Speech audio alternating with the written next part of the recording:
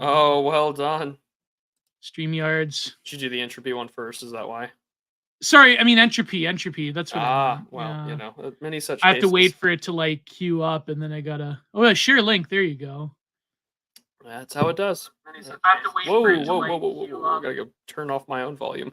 Yeah, I gotta turn off. There you go. Okay, let's put entropy link in the chat. There you go. No, but I think that our friend had a good point. Like they're kind of those two. I think though are too high profile to where it's not going to do any damage. But if you're like, I don't know, that one like city council guy in Oklahoma that used to have some identitarian ties, and they had ousted him in a recall election. Who was he? I forget. Started with a J, but I mean, it does illustrate that like it just depends on your target, because it's like, Yeah. okay, they got Stone Toss, all right, he's still a crypto millionaire. You're still gonna laugh at his comics even though you hate his guts. Like he's fine. In the same way that Richard Hanani has gotten enough protection by successfully and very cringe like distancing himself from his other Dr. Hanani and Mr. Host style of online personas, but. I think that we haven't seen the end of the kind of damage that doxing can do, because like for every stone toss you dox, there's like 15 middle managers at successful companies that try their best to keep OPSEC, and their lives are ruined. Like that's it. Yeah. Right. Yeah, true. And so I think it's important to consider that. I know there's some efforts to do like doxing insurance and mutual aid. I know the OGC has done that for Bagby and others, but it's just like, it's not enough, and we're not at the point yet to get to there. I think we will in due time, but I don't think that weapon is as over as people say. However, I do like the meme that Stone Toss has truly never been doxed, because Stone Toss is truly a black woman. But Stone Toss is a black woman. Yeah, Stone Toss is a black woman. Never been doxed. Never been doxed. But anyways, no, they try to. I think like the middle manager types, they're the ones like I remember they doxed this professor that went to Seville. Yeah. Based off of his shoes that he was wearing. Like they're not going to stop. Like if you were there, you always got to look over your shoulder. Exactly. But let's not think of distressing things. This whole show is about distressing things. It's distressing to my psyche. Oh boy. This is episode 89 of the Digital Archipelago. Is 89? No, that's not. It's not like 69. It's not like No, it's just episode 89, Gio. Yeah, okay. In last episode, everyone saw through our dog whistles, and now here we are. I remember. Yeah. We didn't even have any dog whistles last. No, we didn't. That was our friend Capitalissimo saying I should change the title to episode 88. We see through your dog whistles. And I was oh my god, that would have been great. How about no? I'm not gonna do that for obvious reasons. Yeah, true. No, because it's like the equivalent of like looking at 89 or 69 as like when you were a kid in school and like you had a calculator and your friend would type out boob. Remember that? Remember people typing out boob on the calculators? Yes, you Zoomers don't remember that one. Maybe. But anyway. Do they still give out like TI-89 calculators and like high Texas Instruments? Do they? It was like a dollar store one, yeah. Then you had to buy a real one. And then flip it around. Boobs. Yeah. I remember that. It was fun. I remember being immature. I mean, still like boobs. Can't complain. Yeah, all the like Astro said, all the things you liked as a 12-year-old on this podcast show. Yeah, all the things you liked as a 12-year-old: metal, big boobs, Conan the Barbarian. They're all still cool. They were always cool. Yeah. Anyways, so entropy link at the pin tweet, and of course you could super chat, and we have a good show. We always, I feel like we should break with the norm. But I wonder how it would affect viewership, because I feel like we like edge our viewers to like the actual topic of the show. But I wonder, should we start off first with the article? That would be nice. That would be a good change of pace, because like, what real news items are there?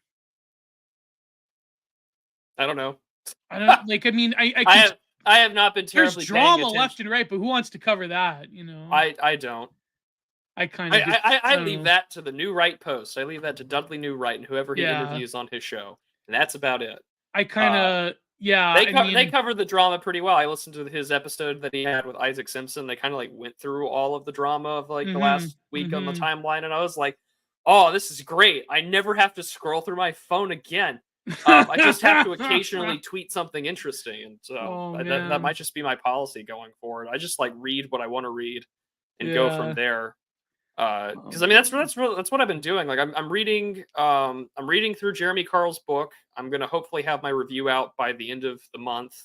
I gotta buy it still because Canada sucks for Amazon. Canada sucks. That should be. I have Oren McIntyre's book, but like I've Jeremy Carl's one. I was going to what's the word I'm looking for? He was on Kashuta recently, by the way. Who, Jeremy? Yeah. Oh, good. I know. I remember Nightmare Vision on Pat Casey said like, I don't know if like Jeremy will like collab with me or we go into Twitter space. I go, I don't know. I don't know because he retweeted. He said thank you to Nightmare Vision for promoting his book. That's pretty cool. And then he went on his Substack and he's like, this popular Twitter anon. God close my eyes. Yeah. And I'm like, I know who Jeremy's connected to, and it's just like you were sharing like the king of like this specific niche of like right wing racist Twitter. Yeah. About your book, like the man behind the Rosedale thread, and all that jazz. But Rosedale. We got to get Nightmare Vision on in future. I would love that because he is my favorite guest on all of the Restoring Order episodes. He's my favorite person to talk to. Yeah. Just because his takes are insightful and he gets to. But this is the difference. People like give death threats if you don't do a Night Owl space on a regular basis. We should start doing that. We need to. We haven't made it until we get death threats to do the show. Gee. Oh, I remember that one leftoid that had like 3-4 followers that tried to call me out, and he's like, he posts his friend who's the king of Austrian painter Twitter, Nightmare Vision. Oh yeah, because you had the what was it, the Destiny tweet, and like Destiny QT's your comment, and they're like, well, what do you mean? He was a Destiny fan. He just retweeted like the king of Nazi Twitter, and it's just like, man. I'm pretty sure there are bigger ones out there, There are way bigger, like in terms of like that actual ideology, but not in terms of like ability to post, but certainly in terms of... I was about to say, Nightmare Vision's pretty good at that, the ability to post. You have to listen to Night Owls to really like... Well, anyways. I love it. Every time we reference it, there's going to be like 3 or 4 people in the comments at the end of every episode. They're like, what's Night Owls? And I'm like, yeah, someone's not going to make it, Allegedly, Nightmare Chud records all of them, but I would love to see like an upload somewhere in a Substack. I want a Spotify of just like, Nightmare Night Owls. And then as soon as I hear Amy Teresa's voice, I know that's the end of the show. You're mean.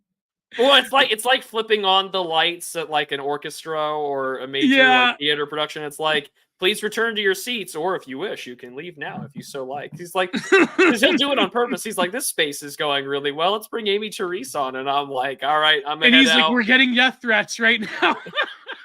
It's like, all right, I'm gonna head out. This was fun.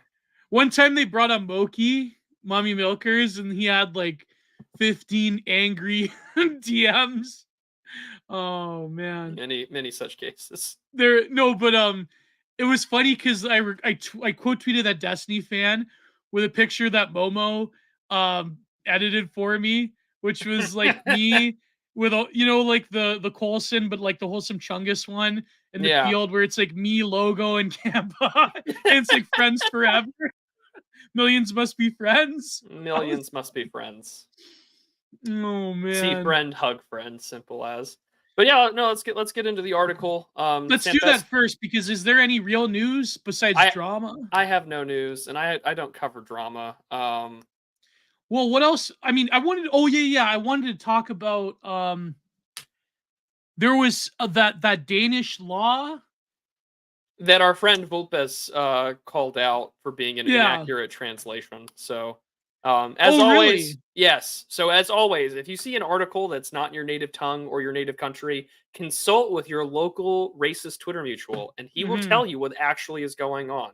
So the government can't force, quote unquote, the ex-workers to perform certain acts or no? I don't think that that's going to be the case at all. Okay. Yeah. So I don't think so. I saw Oren talk about it, and I think he got it wrong as well from what Volpes was I saying. saw Slats talk about I just it, made yeah. I just made the Nutcranker reference because it was too good not to talk about like Oh, man. the government equitable distribution of oral sex, and I was like, Spencer Grunhauer writes about this, you know, like Yeah, yeah. it's The important to Grunhauer consider. Manifesto that The got Grunhauer abridged, yeah. Manifesto, the Grunhauer Manifesto is all that. That was equally distributed wives. That was, On the equal yeah. distribution of why. If you haven't read Dan Baltic's Nutcranker, you need to. It's a funny book. It's great. Gio wrote the foreword. It's Enjoy being it. turned into a short film by Kino Corner. There you really? Mm-hmm. Oh, that's Yeah, you fucking secured the go. rights, yeah. Oh, this is so good. Yeah, it's gonna be good. We're so back. And they say You're we can't so make back, and they yeah. say we can't make art. Well, apparently Dan wants to write a second one, but he just is it takes time, you know, Dan the needs to juices take have his to flow. time. I don't want a sequel but bigger. I just want a good story. So Dan, take your time. Until then, you go subscribe to a Substack, The Baltic State, and enjoy. It's good stuff. Yeah. We support our friends and our writers on this show, by Jove. So let's get into the art. All right. Because the news has been kind of quiet, unless someone wants to send a super chat asking us about some news items. That would be nice if you could do that. All right. I haven't seen any super chats lately. I know I shouldn't do that. I should do like the whole who freaked out recently for a $3 super chat? I forget. Yeah, I think Charles Carroll is going to be in the film, if I recall. I think Eggy might be in the film. Yeah, super chats. There you go. Who freaked out recently for getting a $3 super chat? I think it was like, who was it? I'm so glad that we don't have these problems. It was like, and that no, we're great, that Molyneux was years we're ago. grateful for our 10 pay years ago. froggies. We're grateful. You're not pay piggies. You're pay froggies. It may have been someone. It may have been like a drama streamer. The only thing I saw was significant was the final end to a certain Catboy Ranch distributor streamer. Yeah, that was pretty brutal. Even though, listen, I'm not a big fan of Mutahar, because like he was in a beef with a friend of mine, but I gotta say, like, and he did like, you know, in that he went at great lengths to be as lib as possible in that documentary, but it was a pretty good one though about you know who. So when's he going back to India? That. Yeah. Anyways. Yeah, that's the only real. When's Mutahar going back? Soon, I hope. Have you looked at the GTA, the Greater Toronto Area? I don't want to. I don't ever want to go to Canada now, or at least the Greater Toronto Area. You know. Oh man, that's there are parts of like the more rural provinces that are just beautiful that I would love to go camping or hunting at, but I don't ever want to step foot in a major metropolitan area in Canada. Or really any part in the United States anymore, really. The less I'm in the cities, the better. And it's not in America. I mean, at least Canada, you guys have a more modicum of public transportation, but I mean, it's just like anytime I have to go to like the greater Dallas Fort Worth area metroplex, I am already thinking to myself, I'm going to get a heart attack and die. Just from like the sheer frustration and stress of navigating this shithole. Because like the roads are made for a population that's like, I don't know, 1.5 million less people than what live in there. Yeah. So literally you're just like driving in this like compact, ugly area, and you're just like, billions must die, billions must die, billions must die. And you're hoping that someone, it's like that Value Select song, just hit me with your car so I can collect disability checks. But at the same time, you can't do that because the whole welfare discourse was happening. Doesn't work that way in China. It doesn't work that way. Well, it doesn't work that way here in America. Well, it can, but it takes a long time. Yeah, but I mean, yeah. Also, do not collect welfare checks. Remember, white people are the cow that these people keep milking. That was the whole Scott Greer and calling certain people out for being 5 foot instead of 5'3". God, that's entertaining. Well, I mean, like,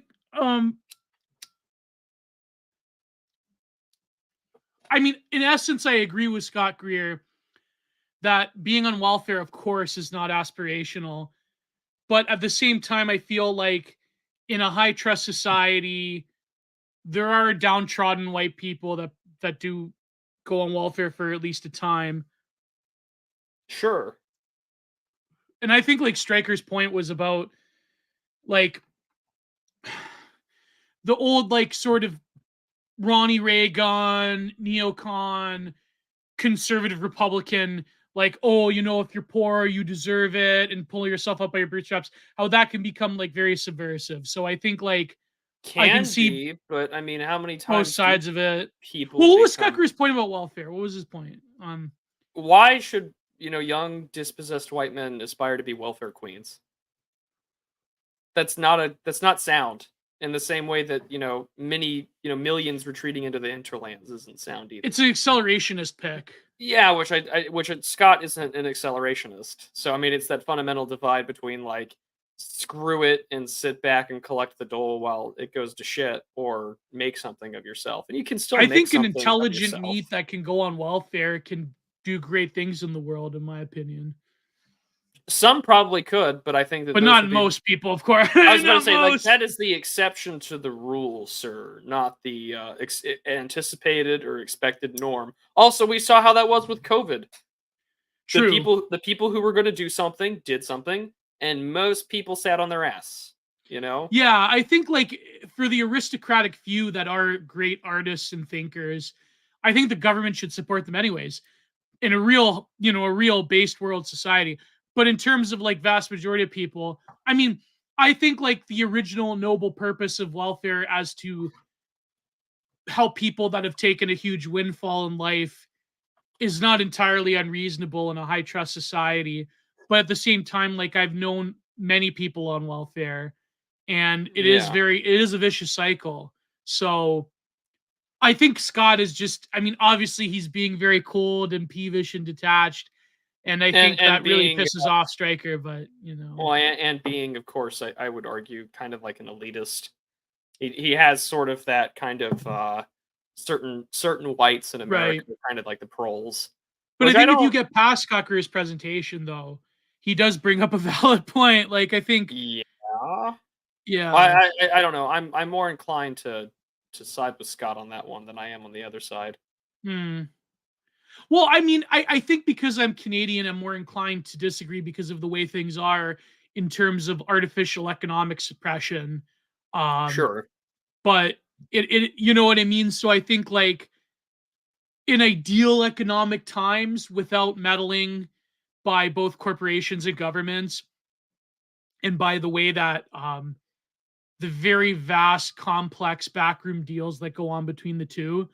I mean, I think that yeah, Scott Greer has a point, but it's hard when I mean, I live in a country where whole provinces are basically only exist because of welfare, right? Like a lot of maritime places are basically propped up on government fiat because of lack of economic activity. And of course, mass Justin Trudeau level migration is not, very Yeah. good Well, I mean, there helping are a that lot of places like situation. that in America too, but I still Yeah. think that there's in America, it's vastly different than Canada, and I think that it's an important thing to consider in any sort of discursive framework, that any attempt to compare, say, the United States to anything is very much apples to oranges, in the same way that I Yeah. think when rules will make comparisons to, say, like Yeah, healthcare in the exactly. We United have States provincial versus, transfer yeah, system. Yeah. which is dumb. It's not gonna. It's one of my favorite things about stats is that they can be modeled to do anything. But the It's reason, robbing Alberta to pay Quebec and Newfoundland, more or less. well, I mean, doesn't Quebec basically get the highest amount of like federal money from the Canadians with Yes, their even whole though economically they do pretty well, though. They have a very big well, economic activity. So, it goes back to what that whole like ethnic separatist kind of sentimentality, I suppose, trying to well, get it's as because much as you they've can. held a political gun to the government's head in terms of voting for so long, and Yeah. because of the issues of separatism. Like I think like the government should have just Parizeau was correct, by the way. The Ottawa was meddling in those referendums. I think they could have just let them separate, in my opinion. Quebec Hmm. would have been like those little like micro European nations, Could have been good. Until they were but- eventually either A, integrated into the American government with Oh, the yeah. Parte 51, or Yeah. they tried to join some special agreement with the European Union. Yeah, That's probably PP what is would have correct. happened. No, okay, it depends though, because if you're taking like welfare as a Canadian who's born here, it is a Yeah. pittance. But if you're a migrant coming over and you have refugee status, they give you a lot, especially if you have a Mm. family. So Isn't it funny so, how every yeah. solution to these things is automatically met with just like a complete cessation of immigration and remigration of millions? Yep, exactly. Gets I'll the give gets you a the story noggin before you move jogging. on, Prude. I'll give you a nice little story. Okay. Um, oh, did I cut off your point? No, you're good. You're good. Okay, yeah. My aunt one time Uh-huh. was walking down the falls, and she went to this cafe and she was with her boyfriend. Well, like partner, like they Yeah. basically live together. And she saw this homeless woman. Mhm. And this homeless woman was freaking out, of course. And she was saying nobody cares about me. Nobody by the way, go check out Philip Daniel. I'll probably include that in the next Content Minded. Oh, by the way, it was Philip Daniel's his grandmother's birthday. I believe she turns 96 years old. So happy birthday to Grandma Philip Daniel. There So you go. there you go. Yeah, Many years. many years. Yeah. So my aunt was this woman. She was freaking out, and she said like nobody cares about me, and so my aunt, goes up and tries talking to her, and she was talking to her for a while. She calmed her down, and she was very frail and emaciated. And she's like, well, what about your family? No, my family abandoned me. And she started freaking out. And there was this cafe nearby. So then her and her boyfriend, she's like, well, what are we going to do? So they called they called the 911, right? Mhm. And they came here and they waited 20 minutes, and it was a cop, and it was one of these, and it was like Like a social worker? one of these that works for the paramedics, but she almost looked like a police officer with like the vest and everything. And she Mhm. was like, this larger woman. It very was like longhousey type, right? And she was sort of like pissed off and very bemused and like, wow, don't like, try not to talk to them next time. And like, well, can't you help her? Like, obviously she needs help to connect. She needs to go to a home or something, right? And she's like, oh, there's nothing we could do. She doesn't want to come. Who cares? And my aunt was like stunned, absolutely stunned, right? Because, I mean, my old man remembers back in the day, there would be the odd vagrant and homeless person that a lot of these, EMTs and police officers, they would basically force them to go into some kind of stabilization in the hospital or group homes, shelters, women's shelters. And nowadays, I mean, it really made clear to my aunt just the complete lack of care for people in Canada that are experiencing a crisis moment. At the same time, we're bringing in migrants by the hundreds of thousands with families, and we give them money and we give them everything.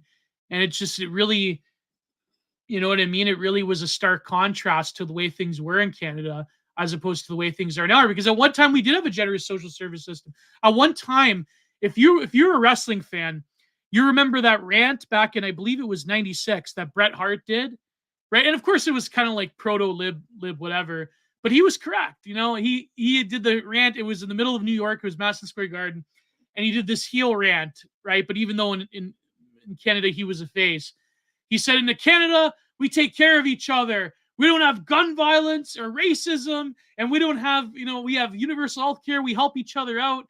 And I'm like, okay, it was kind of like a lib rant, whatever. It's like Canadian superiority, like impotent Canadian superiority against America. But nowadays, you don't really hear that, well, the sort of like social safety net and healthcare argument. Because if you compare the average, not to interrupt, but I mean, Yeah. like the reason why is that what are we doing with that? We're subsidizing lifestyles of people that shouldn't be here.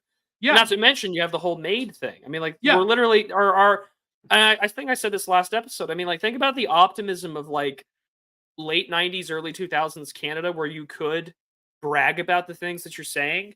And now the answer is to just, build more houses because infinity migrants Yep. and kill people. Like, there is no optimism. There is nothing to be Nope. proud of.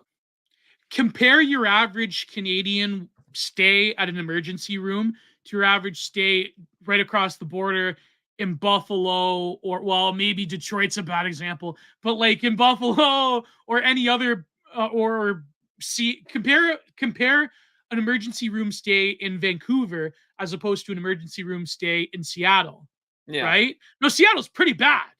Seattle's pretty bad, right? Mhm. But Vancouver is pretty bad, right? Meaning that if you examine the actual brunt of the Canadian managerial system as opposed to the American one, I mean, there's no comparison. A lot of Canadians, they don't even mention that anymore. It used to be a religious thing, like a secular religious thing where Canadians would mention every time they spoke to an American, they would mention the healthcare. Well, at least we won't let people die in our healthcare system. Examine those words. If you're Canadian, listen to my voice right now. Examine those words. We don't let people die in our healthcare system like America. Is that true nowadays? Mm. I know older people that have died because they were waiting in the emergency room, man. It's just, but to wrap it up, I do kind of, I mean, I kind of sympathize with Alex's point that if you're a young right-wing man, you should probably get any benefit you can out of the system while it's available to you.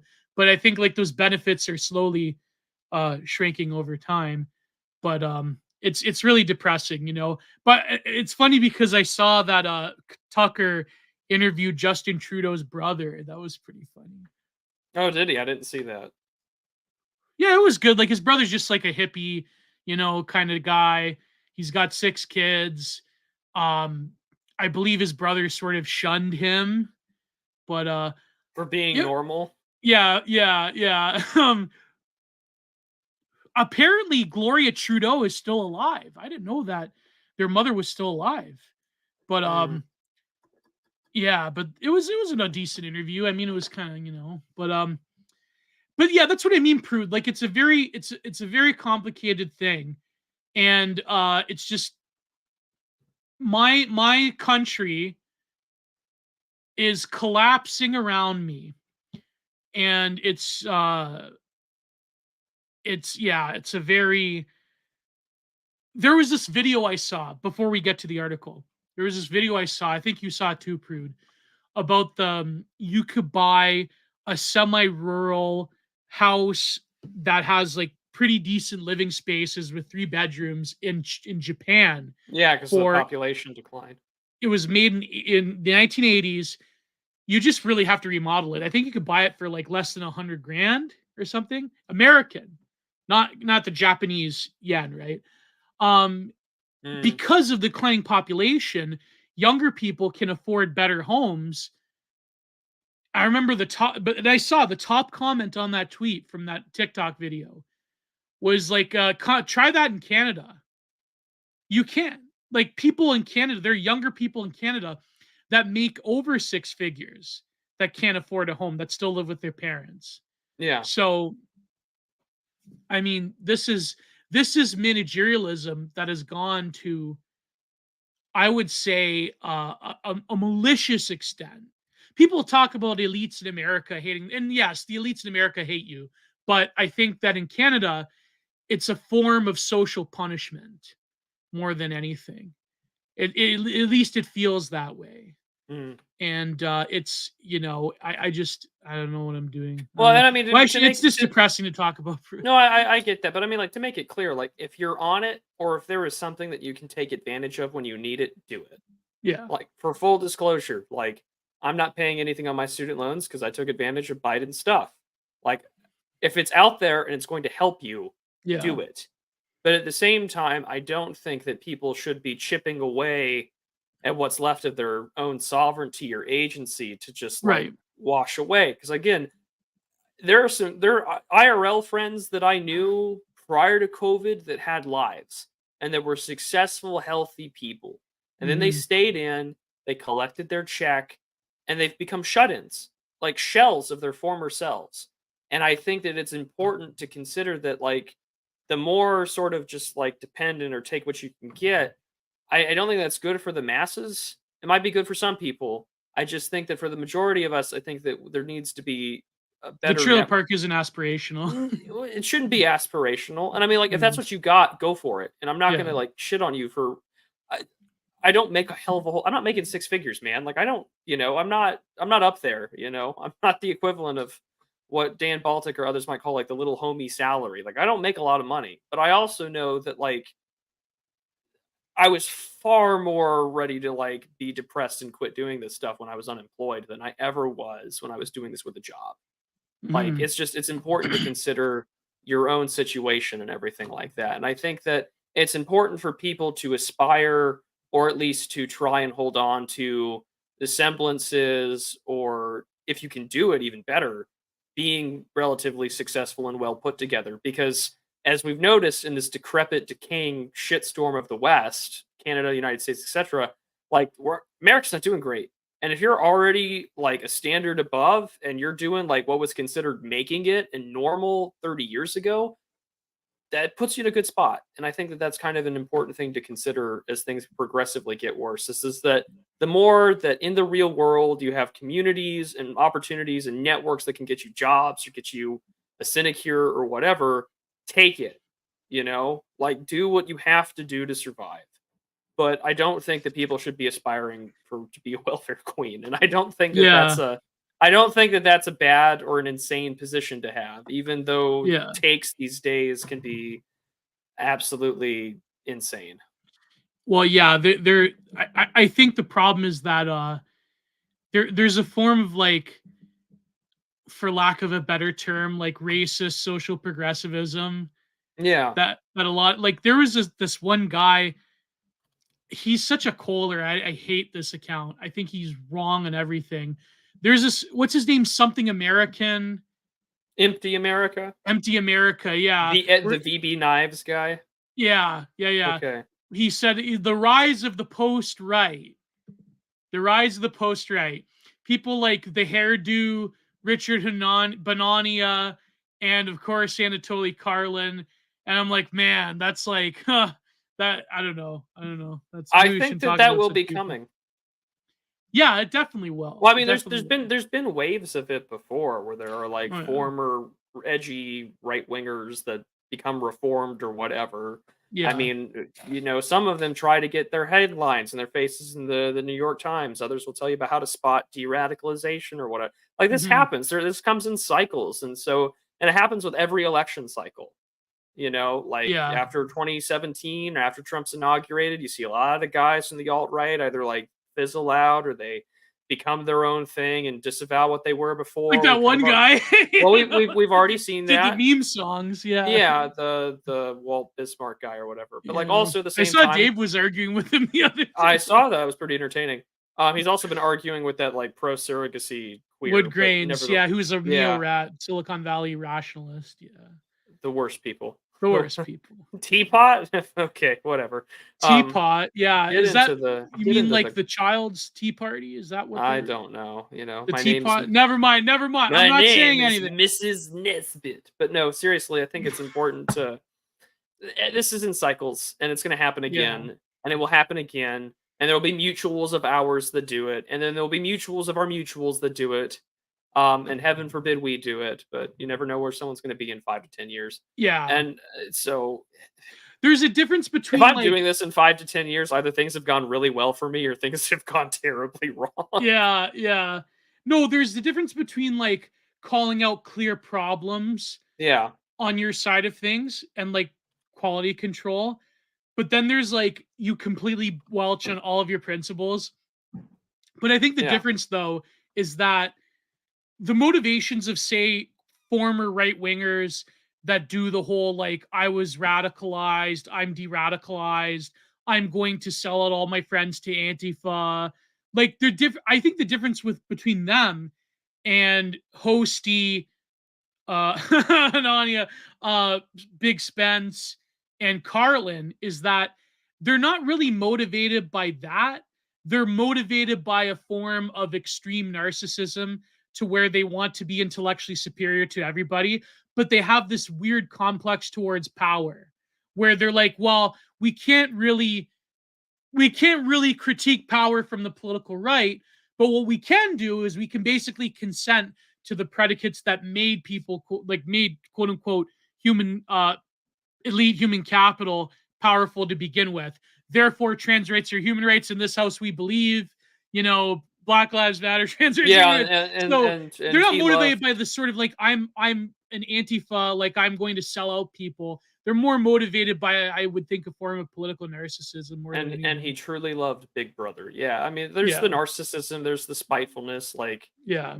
the contrarianism, and I mean, like Even there's a, today, like he there's a had lot this of tweet, that. There's a lot Banania of had it. this tweet about like, well, the hardworking migrant mother. No, it was a welfare woman, a white welfare woman. It's like, what about the hardworking migrant that works 20 hours a day or whatever? I'm like, oh my god, like it's probably just bait, but I was Uh, going to say, no, I mean, just yeah, it is bait, but also like the contrarianism to just spite what you used to be. Because I yeah, mean, like I I don't have anything. Well, and it's not that I'm looking for a fight or that I'm trying to start shit, but it's just like, in a lot of ways, like I can kind of understand why Spence did what he did. Like, mm. you went to the University of Chicago. Mearsheimer was one of your teachers. Like, you have photos of you and your family with the Bush family. Yeah, For all intents and purposes, you should be an inside the Beltway making 350K a year doing consulting work as a yeah, lobbyist or something. You should not, your name should not be known by me lest I somehow run into you on Capitol Hill or something, or I have to make a phone call with the federal government or whatever. Like, I should know about your existence. And so you go through all that you do. I mean, like, he had his own fucking like think tank, he had his own thing going, he had a hmm following, hmm but it is that sort of narcissistic pride fall type deal, which is the fall of so many men and women who do things like this. That I can understand, like, why you would do it and be like that. Like, I get from a narrative sense, I get it. I do. I just, I don't know. It's hard for me to be, and it's kind of in the same way with all this Lauren Southern stuff. Like, it was that thing that I think was it James Kirkpatrick had pointed out or someone, yes, where it was like it was a Dave tweet saying like, clearly, like, this woman, had been, like, the left tried to destroy her, and then on the other side, like, clearly she cucked out, and it's like both of these statements are true. yeah, And it's just like, yeah, yeah, that's the case, is that both of these statements are true, is that you can be absolutely targeted, crushed, destroyed, or co-opted, or even recruited by the regime to do hmm XYZ, but at the same time, you can also be so utterly destroyed that why wouldn't you turn? Why wouldn't you love Big Brother? Why wouldn't you say, "Well, clearly I've lost. Why not join the winners?" hmm And so hmm it's an ugly narrative mess. Well, when you And become the face of Austrian painterism in America, yeah, you're kind of fucked. yeah, yeah. So we'll see what happens. But you are correct, though. I mean, to give the devil his due, I mean, Big Spence was geared towards an elite position, either in academia or in the Beltway. I mean, you know what I mean? So it is what it is. But people, they have weird motivations to do whatever. Um, and a lot of these alliances are built on sand. Oh So it yeah, is what it is. absolutely. I mean, there's nothing. Yeah. And again, because it's a semi-permeable, like the online space, like unless you're paying dues, right? Right. Like Right. unless it's a semi-permeable membrane, and everyone's got a there's no real gatekeeping. There's no real you can say you hate a certain faction or whatever. You're always the borders kind of shift, but they're very kind of stable and you can Right. fight with one another. And I mean, because the internet's politics are so gamified, commodified, and monetized, and to some extent democratized, because you can like, retweet, etc. Um, you know, it it means that we can't just duke it out. What is our form of violence? This quest for identity. Well, our form of violence online is about ratioing or botting or swatting or reporting or mass reporting. And it's also about like, or quote calling tweeting, people a certain ethnicity. calling people a certain ethnicity, calling people a fed, calling them a liar, calling them brown, calling them like a dirty, like, Judeo-papist or whatever. Like all these things are out there as a way to exert an identity that may or may not just be adopted. It may not be adopted just purely by algorithmic reasons. And at the same time, it is done for the sole purpose and fact that, okay, I am now part of this niche identity. I have put the flag in the bio or whatever. I have said trans rights are human rights. It's like becoming a Muslim on the internet. Like you just sign a document with like the 5 pillars or whatever, or Do the they 11 pray things. 5 times a day? Have they read the Hadiths? Yeah, right. Like they don't care, but like, hey, you're on our Yeah. side now. Now you can talk about how you've chosen, like all those like gingers that like become Muslim in Britain. It's just like now that they do it, they've got to like publicly express their pieties. And they got to like publicly do it, and it's a big reason why. Like I know people who have given me shit for it in the past. Was like it's a reason why I think that like there are some really nice parts of Christian Twitter or other religious Twitters, and then there's like the most absolute Vanna Black coal. Because why? Because people need to signal, people need to flex, people need to show off that this is their identity. However fake or however real it may be, they got to do it. And it's the same thing with Yeah. online politics. If you get spurned, you adopt a new identity, you join Team X instead of Team Y, and then you talk about how shitty Team X is. And that's how you got to do it. And I think that plays a large role in why things are always at war the way they are with these factions. And eventually factions do break, personalities fade away and fizzle out. And contradictions collapse eventually. And the Twitter wheel of Samsara continues. And unfortunately, we have failed in our objective because we're 41 minutes in and we haven't gotten to the article. I know. But no, what I was going to say is that like the real tragedy is that you can't like there's been a lot of like very dumb people that have gotten into far-right politics and have regretted it, and then they become weasels and liars and snitches, and then they work for Antifa. But the difference being is that like, oh my God, I can't believe I'm saying this. I have to force myself to say this. Guys like Hanania and Spencer, they're not stupid people. They're very intelligent people. It's just that I think that they have a certain disposition towards power and a certain disposition towards the affectations of, say, for example, modern academia. Because, like, let's face it, a lot of people that we know are like failed academics, me included, right? So I think like there is that impulse, right? And like, here's the thing: like, as much as I do not like him whatsoever, I think it's a good thing that Hanania didn't get screwed over when he was doxxed as Richard Hosty. I think that was a good thing, Now I can't stand the guy, and I think that Anatoly Karlin has been like wrong about everything. As someone pointed out in the chat, I think it was Alex that pointed out he basically was wrong about every single prediction. Hey, but like some people are like that. Like for example, Wyatt, he on Twitter, he's wrong about almost every prediction he has, but he's an entertaining poster, man. I love this stuff. I mean, listen, I know some of the stuff Wyatt posts. I know some of the stuff Mart posts. I can't do it. I can't follow him for that reason. But I mean, like, did you see the one Wyatt tweet about Greta getting arrested? Yes, I did, and unfortunately, because I can't say it on YouTube. I can't. I don't want to hear it. But I already read Wyatt it. may be wrong about a lot of things. It's just that Wyatt, I love him, man. He's great. He's a great mooch. He's a great poster. Yeah. But again, what were you gonna say? What did you say? Maybe it's I like to consider it like maybe like a high disgust tolerance, or maybe it's just that like the timeline can either be a lot of fun, and I know it's the whole meme about like, well, my brother in Christ, you follow the accounts, and it's like I know, and I have slowly been decreasing the number of people I follow just because it's like it weighs on me. It's just like, man, do I really need to see this? Like, do I need to see you talk about like the desire that you have to like just slam your face into someone's? I don't need to talk. I don't need to see how horny you are sometimes. I don't need to see how horny you are online. I'm like, I'm already that guy. I get it. And if it weren't for my own if it weren't for my attempts to save my soul, I would be one of the horniest accounts on Twitter. But I'm not, and sometimes I just try not to deal with the fact that man, it's rough. But also, like, I get it. There's a lot of listen, there's a lot of insane people on Twitter that do post a lot of interesting things. Yeah, but anyways, let's get to the article. It's only been, instead of an hour, it's only been 44 minutes. So Prude sisters, have we gone too far? Yeah, exactly. Wyatt's endearing despite some of his opinions. I like the guy. Well, for example, he's a big Ukraine stan, and I mean, I critique that side of things, but it's just yeah, Wyatt, I like a good Wyatt tweet. When he's on, he's really on.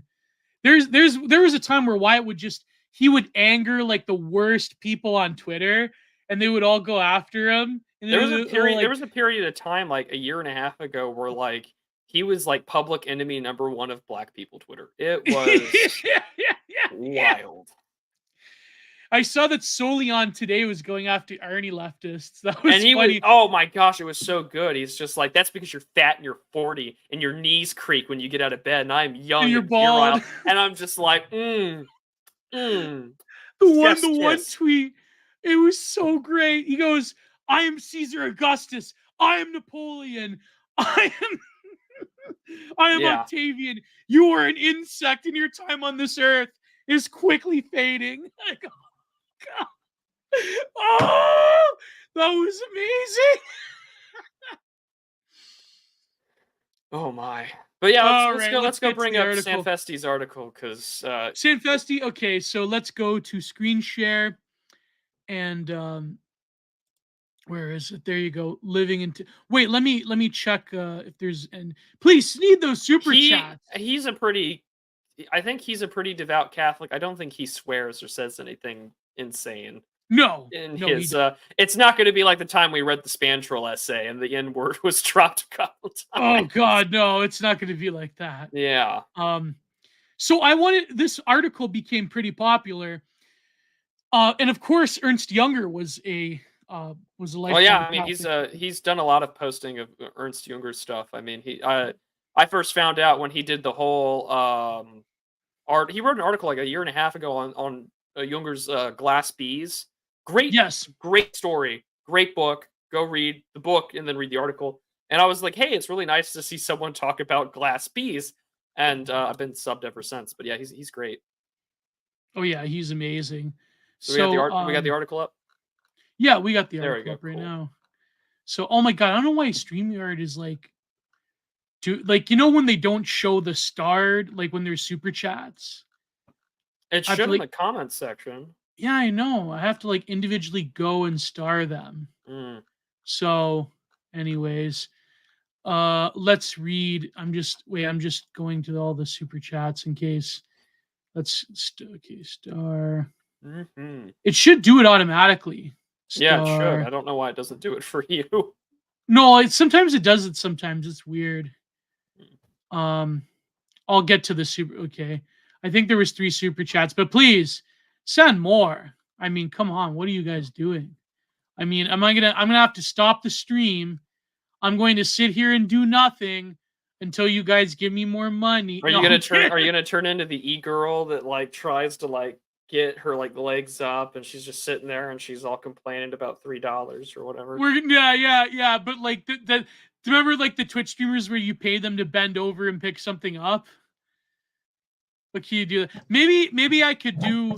How about you pay him to not do that? But I can do like I'll do like a set of curls every. I can't. Actually, yeah, do that. Incentivize the weight loss. Maybe. I mean, I already did arms. Gamify I did the arms weight and delts loss today. So I'd be like overtraining today. Anyways, that would be funny though if we did something like that. Like yeah. But anyways, a project that I've embarked on and can say only positive things about is the project of living integralism. Integralism is a word which is thrown around on the right with some frequency. Although there is an opacity to the term which both aids and hampers it, to understand what living integralism means, we should first work on defining the term and look to the demand it makes on individuals as well as political movements or structures. For all of the talk about an interest in our spheres of enchantment, I have not seen anyone attempt to meaningfully mix these personal, social, and political concepts. Well, integralism at its core is an assent to the idea that the claims made by the church are real. and that we truly live in a reality which reflects those claims, and that there exists no reality outside of the pure view of the claims made by the church. Well, In the political sense, we'll clarify to say that he's referring to the Roman Catholic Church. yeah, the Roman Catholic Church, yeah. In the political sense, integralism makes claims on the way political movements and structures ought to look and behave, the way they ought to treat people, and the language they ought to use. Here, the scope of interpretations is quite large and spans a gambit that runs all the way from Adrian Vermeule's based administrative state to the medieval worldview of Christendom articulated by Andrew Willard Jones to the localist parallelism of Mark Barnes and New Polity. Oh yeah, New Polity. I guess the Orthodox. Let's not mention Rod Dreyer. Who cares? Well, I was going to just say Symphonia, but yeah, I haven't. Yeah. The real, if you're going to mention Rod Dreyer, I mean, like the real red pill of Rod Dreyer's work, at least with the Benedict option, is that if you are a actual traditionally little o Orthodox Christian, whether you're Baptist, Catholic, or whatever, you are a minority, and you probably always have been, and you should be aware of that. That's the only real red pill out of that book. I have not read Live Not by Lies, but I think I've grown past, like many people, past Rod Dreyer. Oh yes, and as you should. Speaking of liars and sellouts and cheats. Anyways, oh boy. I promise. Maybe we should have had a more Catholic guest than come on and talk about this than me. Maybe, but but then we'll get to the parts about Ernst Junger. So, in the political sense, integralism makes claims in the way political movements and structures ought to look and behave, the way they ought to treat people, and I mean, I guess you could apply this to orthodoxy as well, right? The basic realization that purview and authority of the church extends into every realm of life is not, however, a claim that is fundamentally political. Rather, it is a claim that is political precisely because it is fundamental. In this sense, integralism makes demands on the individual living in a secular liberal democracy that it might not make or might simply be noticeable in, say, Christendom or in another society where the basic fabric of relationship and psychology reflects the supernatural claims of the church. Integralism demands on the individual, which puts in practice constitute what might be called living integralism. My approach to deliberately cultivating a certain living integralism might be seen as silly by some deeply immersed in a long-standing tradition and steeped in a culture tied immediately with mysticism and the supernatural. In the words of Ernst Junger, however, my evil star has fated me to be born at the time when only the precisely calculable was in fashion. So for me, this is a serious project only I will invite you into, and one that I will invite you into. Conscious reflection on what a living integralism means comes first. After a conversation with a close friend of mine, we met in a bar to see a local band play and chatted on having bumped into one another earlier the day in line for confession. Smiling, he said, "It's just crazy how you really can feel the weight lifted from your shoulders after confession. It really lets you make peace with yourself." "Yes," I replied. "It's almost like it's real." Of course, I was smiling too, and his eyes went wide. In a moment, we both understood that the way we had been discussing, even conceptualizing the sacrament, was in a way which was not sacramental, not integral. We were expressing delight in the idea that something the church taught happened, mapped onto one human experience, as if there was any other option. It's easy for one of us for us to forget, or to never genuinely develop the sense and appreciation of sacramental life. No, it's true. You do. There's a sense in which, as a modern, you don't really believe in the same way, and there is moments where you kind of catch yourself here and there. You know what I mean? And people long for sacramental living. I mean, that's absolutely true, and I think that we do tend to forget how easy it is when we are away from that kind of life. I mean, even if you're not Christian, people have rituals and sacraments in a secular sense, or even in a pagan sense of the term. I mean, like, it's there, and you want to live for it. I mean, there are highs and lows for every person who lives sacramental lives. For some people, their oasis can be found in confession, in a place to find absolution and to let out what you have done. For others, it is at the, I've been to traditional Latin masses, and it's one note, the Sordo Mass. But I mean, like the climax for both the Mass and the the liturgy for both churches is the Eucharist. Like that Mhm. is the holiest moment. I mean, that is the peak. That is the moment in which heaven is on earth. And so, I mean, like that's your theanthropic moment, right? And so people want to Mhm. live for it. I mean, I live for it. My whole life is structured around living for the 3 to 4 times a week I'm at church, either singing or serving or whatever. And that's what you want, if you do genuinely believe. And I think that you kind of want that to be front and center. I mean, again, for us at least, or in my case, I'm sure Catholicism has a very similar standpoint. Is that you live in the church even if you're out in the world, because you're not really to care for the world. You're to care for being a part of the body of Christ. And I think that that's something that gets lost in translation in our modern sensibilities. Mhm. The reason you don't talk like that all the time is because you become a modern charismatic LARPer. Well, yeah, that is true. I mean, but then again, I mean, belief is very hard in our time period. There's almost Well, something, you I mean, how know. many people have been talking about like a meaning crisis? I mean, hell, it's been around long before uh, Mm, Peterson ever came on the scene. I mean, when was People were writing books in the '60s about it. Yeah, I mean, hell, Putnam was writing Bowling Alone in the late '90s. I mean, like yeah. this crisis has been around for decades. Like, yeah, so it's very hard. I mean, again, it goes back to the internet thing too. It's so easy to slap a sticker on yourself and act like a charismatic LARPer. That's absolutely true. Hmm. Uh, so yeah, No, but what I mean, I think that there is like sort of as heretical as it may be, there is sort of like a Kali Yuga type of thing where we live in the age of matter and we live in sort of a very powerful force that pulls us into a lot of materialist assumptions. And therefore, it's difficult to have a sort of engagement with faith that you truly feel in your heart of hearts to the point of knowing the way that, say, our ancestors did, or even, it's quite different than medieval Christendom, but at the same time, who knows what's going to happen in the future and if things may turn, and we will experience another axial or metaphysical age. And I think, well, we'll see what he says in this article. yeah. So I believe that modern quest for authenticity, starting really with Rousseau, but likely founded in nascent forms in the founding moderns like Machiavelli, Hobbes, and Locke, even if they wouldn't admit it, comes from a life divorced from the sacred, the sacraments. Cultivating a return to the sacred, a life lived which looks in awe upon eternity and our connection to it, then key to returning to the authentic life. The best writer and the true leader of men of the postmodern era have recognized this alienation from the transcendent and have confronted it.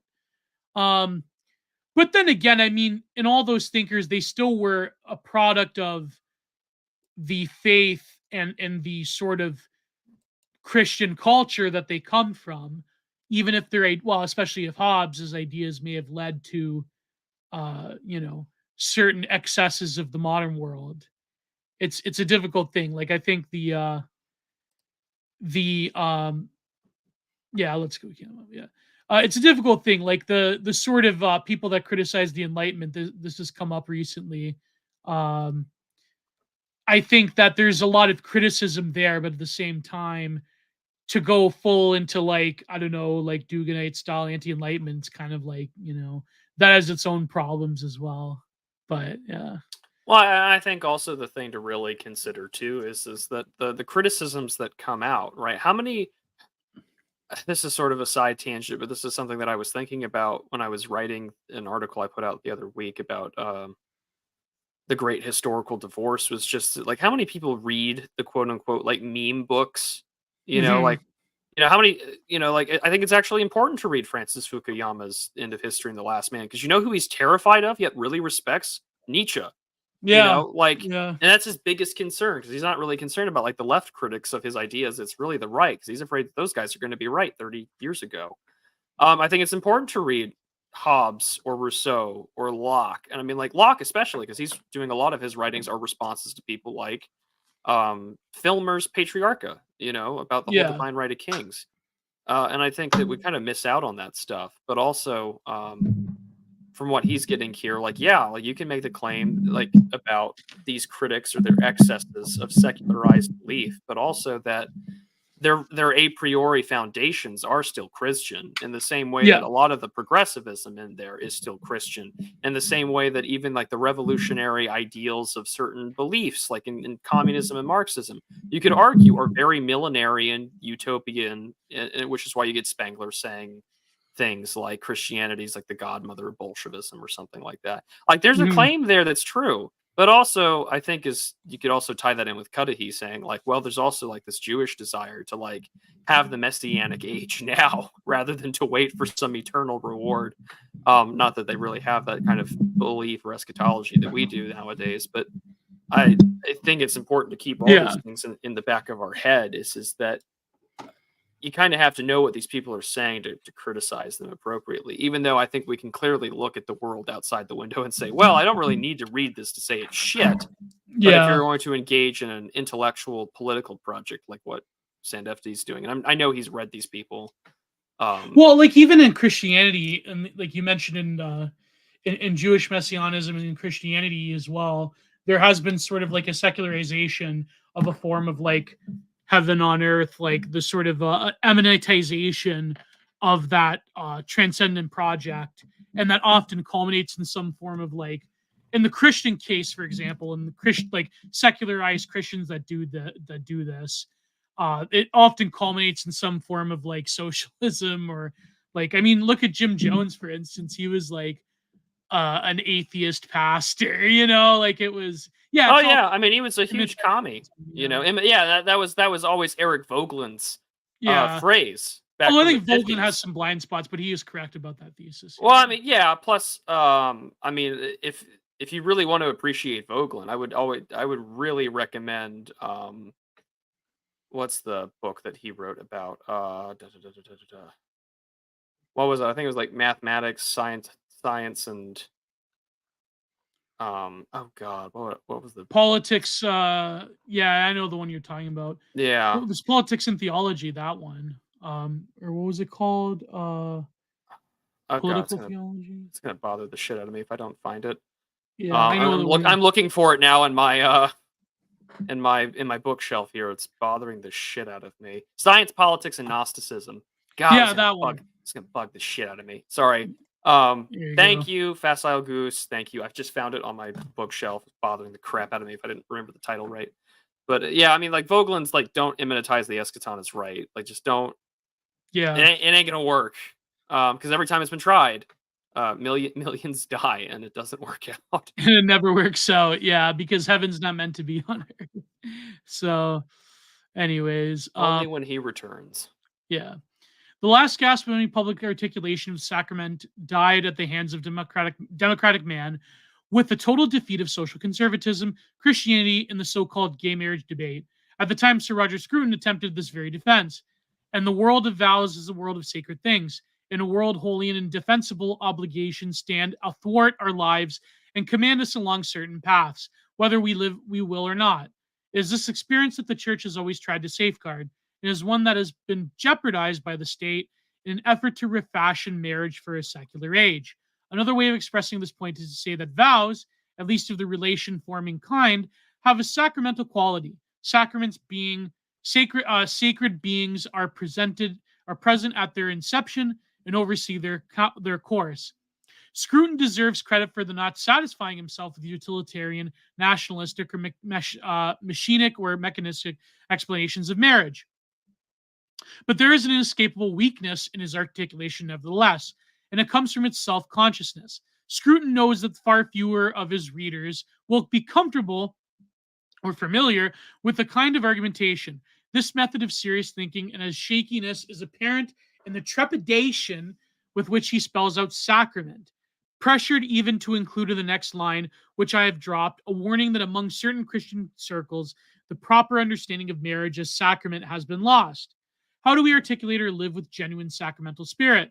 How do we realize a genuine conception of ourselves as existing inside of a world where souls and spirit are real as the walls around our hearths?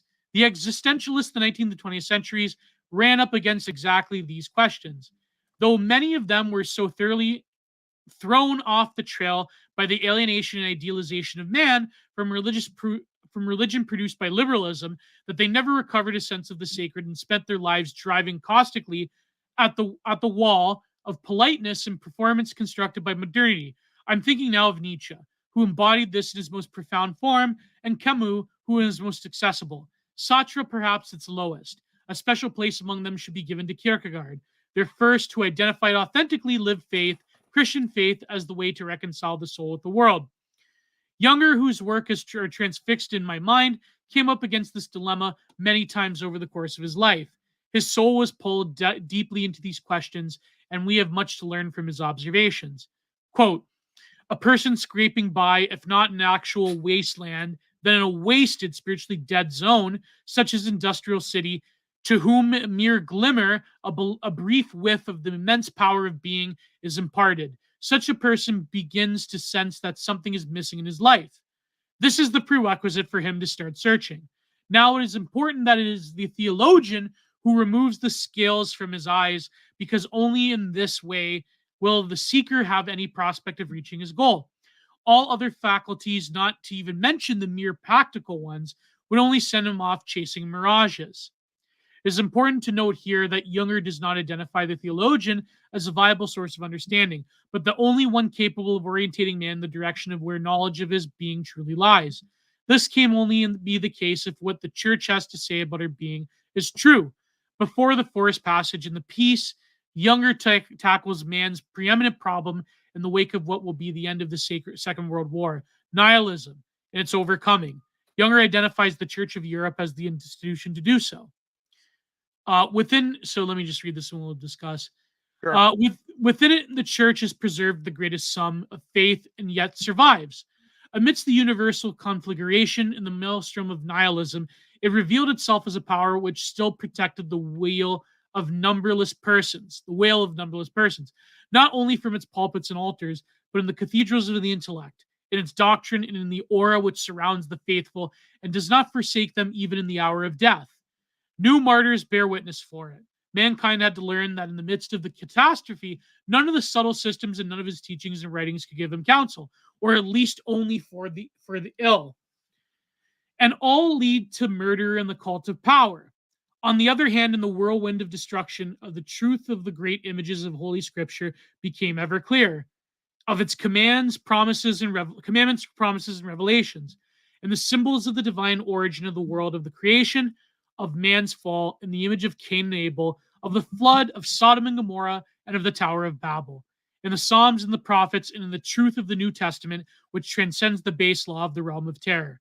And all these is manifested in us, the eternal framework, which was the foundation of human history and human geography. End quote. Yeah, that's a powerful quote right there. It's a shame in what's happened since then. But I mean, yeah. Well, it's never easy, and I think that when we talk about the word reenchantment or quest for meaning, I think for any serious Christian, the word that should be looking after is going to be the term to re-evangelize. Mm-hmm. You are going out to a post-Christian or to a completely a-Christian society, and you're going to have to try and reintroduce something that was once, the God of their fathers in that respect. And I know that many will probably reject it. I think that that's something that's going to definitely have to happen in that respect. I mean, especially when you're talking about the concept of the theologian. I mean, the Western theologian is more trained in an academic sense and is more. I don't want to speak for things that are they really are just academics nowadays. Well, nowadays, yeah, and I think that's a great concern because to me, a theologian, at least in my view of being an Orthodox Christian, a theologian is someone who has been living their life experientially in God. I know a man in Christ. Like that's something that's I think missing, at least especially today, is that it's very hard with high incredible social costs, and many don't do it. We will be judged for it. That we're not living as authentic Christians, right? as Christ says in the Gospel of Matthew, like everything that we say is going to be used against us at the judgment seat. And I and I'm thinking to myself, I got like 23,000, 26,000 tweets on my profile. All that's going to be Mhm. read out real fast. And there's some shit there that I'm not happy about and stuff I've deleted that'll still be mentioned.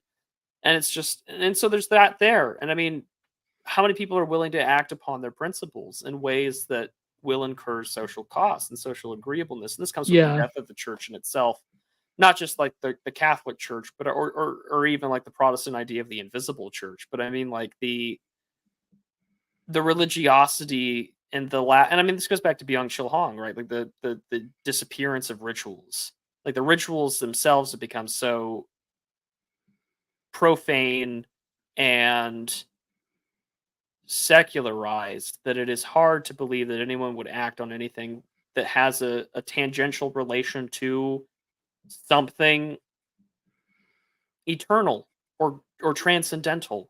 And this was a talk that James Kirkpatrick gave at VDare. And I mean, he's not a Christian in the slightest, but he does wish Mm. that one day Christianity will be strong enough to one day burn him at the stake. His words, not mine. But What is he? well, definitely not. He's not a Christian. If I understand right, some kind of pagan or Oh yeah, racially based type deal. But I mean, like, I have Odinic pagan. I don't know. I've never looked into it, but I mean, I respect the guy and his political acumen. Yeah. He's been around. He's been doing this for 20 years. I have a lot of respect for the guy. But again, like he's motivated by something greater than himself, which is like the posterity, right? Like, what are you doing to leave behind something better for yourself? And again, to scroll back up real quick, to Oh the yeah, quote yeah. that Junger has here, I think that it's like we have to learn that we don't have something that we're gonna do. Like we still have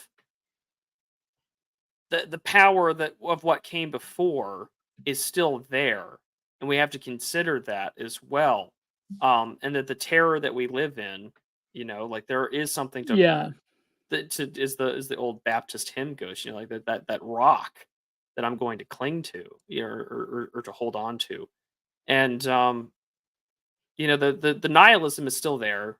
It's still here today. I think that the question that was asked, the world that Nietzsche was lamenting about, like the rise of this last man, the death of God At the turn of the century. at the turn Yeah. of the century, but also like that would progress. I mean, Nietzsche would never live to see the horrors of Bolshevism or Mhm. the godless authority of even Western countries today. Yeah. Like, I mean, Nietzsche would probably be Fed posting and doing something about it if he saw that some of the greatest like European states are advocating for the death of their own people in the name of medical mercy. I don't think he would be very pro-Maid.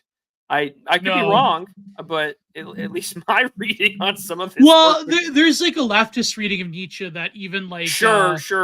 But I yeah, mean, like Bloom talked about, but there is yeah. but But would he not look at let's this and be be like, real. this is the nihilistic consequences and the death of God? Yeah, of course, 100%. Yeah. So I again like,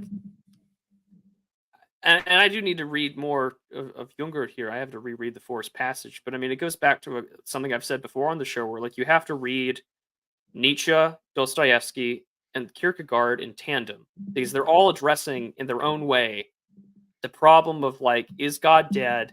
What has happened in this like liberal revolutionary worldview where the anti-clericalism has taken over and is leading man to some of the weirdest depths of depravity, even more so in the 21st Well, century look than at the anti-clericalism of the French Revolution, for well, that example. too, or the Yeah. anti-clericalism of the Bolsheviks. Yeah.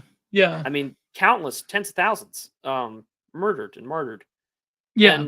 And so, but again, Orthodox priests and bishops and yeah. all executed, crucified, burned. Yeah, I mean, Even the same Buddhist monks were executed by them. does Yeah. not surprise me. Yeah. But but we can carry on. I just think that the point that Sanfedisti's making here is like there was something that had it, and I think that and we'll continue on because I hope he finds something in Junger that will tell Well, the reader how yeah. to reinvigorate the.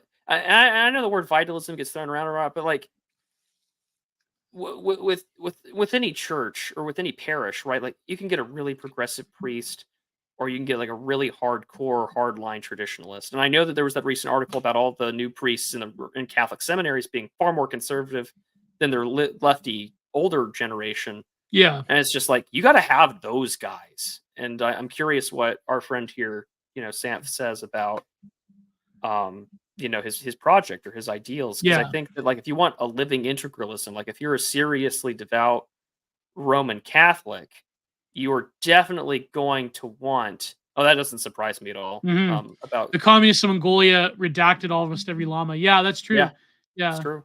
Yeah. So let's carry on because I'm curious how he Well, addresses that issue of like yeah. having a more vital, energetic. This is like, because I mean, isn't that like the power fantasy or like the wish and like in Jude Law's like the young pope, right? Like we're Oh, yeah. taking the church back to the Middle Ages. They can either get on board or be damned. Yeah. Like yeah, that'd be cool. That'd be great. But at the same time, are we ever going to? Will the Western Church ever see that?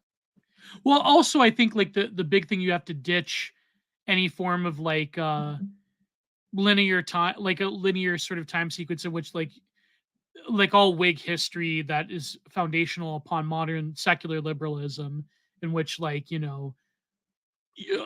we're progressive and like we're going towards something, and modern man cannot, to say okay that modern man does not believe the same way that people in medieval Christendom did, is not to say that modern man is incapable or that But time it's a can. harder challenge.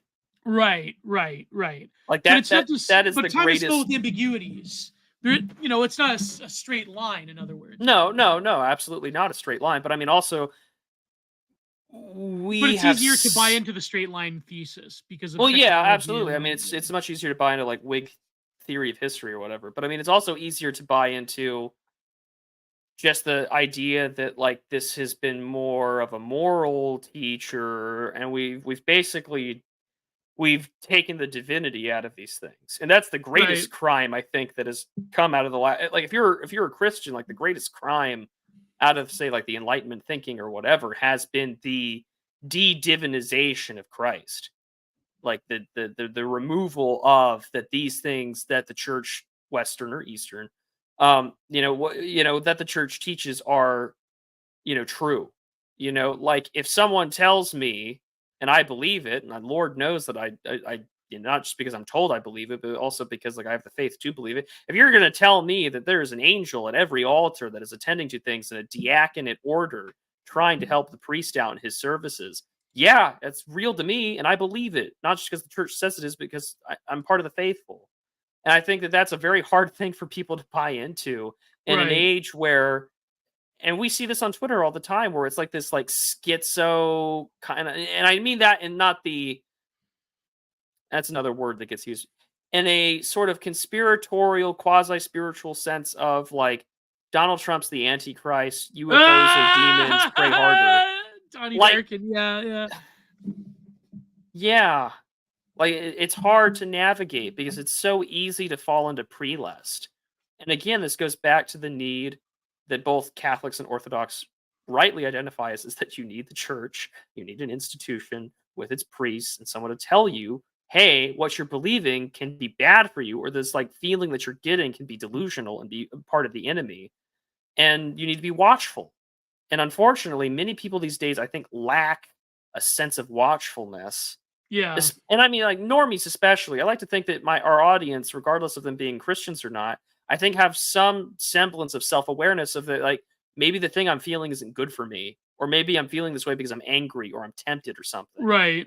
Like that's very hard for the average person when you have a crude mockery of God's omnipotence in your pocket at all times. It's your phone.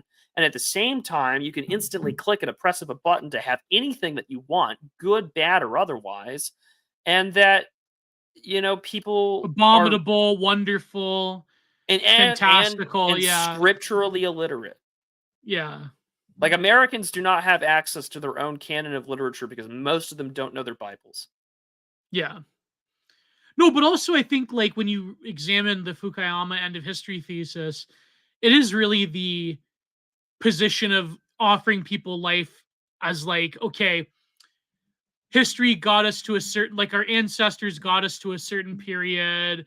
There were great conquests, great wonders and horrors and everything in between, and movement and ideology and art and religion.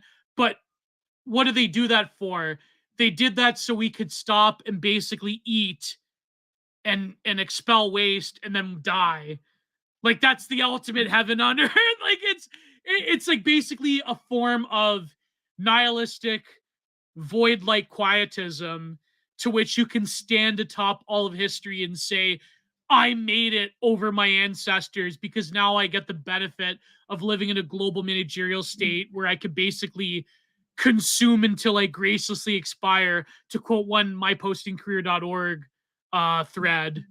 It's that's really like a spit in the face of everything. It really is more evil than even communism, in my opinion, because like it's at least communism gives you a picture of heroic. Although I would say communism's the utopian version of utopian socialism, communism does basically give you the same promise, right? Well, I mean, But I communism sold you a lie too of like, or at least like the USSR, like the new heroic Soviet, man, the new yeah, Soviet man, like the heroic worker, the proletariat that stands above succeeded, nature, that can look down upon, yeah, that can look down scientific upon socialism. nature and imagine a class, like and live in a class, or quote unquote class. Like still, there was a vision of like like almost an apotheosis of yourself.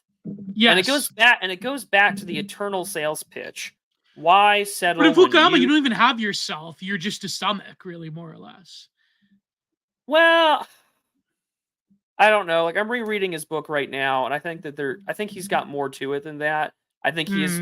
I think because again, like he's more concerned about how does he defend against the point of the last man. And Right. I haven't gotten to that point yet. But, well, no, but I mean, like I know his point about like, oh, well, then you have more time to appreciate things. Even Marx said that, right? You have time to read philosophy, and you can look at art, and you could like not be pressed by having your labor alienated from you. But at the same time, it's like, it's kind of like when you do give people that option, they don't do good with it, unfortunately. Well, most don't, and that goes back to our whole argument about the whole welfare stuff. Is most don't. Yeah. Most not to say I agree with direction. crushing capitalist oppression either. I'm just saying that. Oh no, well, I mean, there's plenty of things that we can critique there. I mean, like, there's a reason why Mark Fisher gets rid on both the left and the right. Yeah. But like, no, I recently. Yeah, go ahead. No, go ahead. No, I was gonna say I recently watched the film Up in the Air. That Yeah. was actually, I didn't know this. It was actually, the novel was written by Walter Kern, who's a mutual of mine. And someone paid me to. I talk about like how Bingham in the film is like the ultimate postmodern man. So I might drop that review either tomorrow or when. I'm thinking I'm gonna move Content Minded to Thursday if we're having this earlier in the week, right? Yeah. So no, I'll probably drop. Speaking of reviews, I have not yet managed to get the game running on Dolphin Emulator yet, but I'll try. Dolphin Emulator. Well, yeah, someone wanted me to do an N64 game. Oh, the Echo one? Yeah. And then That's great. I love that game. And then I've got Echo was great. No, it's not Echo. It's Oh, it was something else. Yeah, something else. And I have it written down, and I've got. Oh, by the way, downloaded. And then I have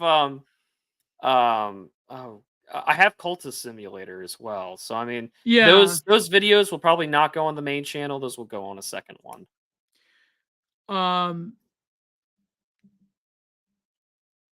Oh yeah, I was gonna now that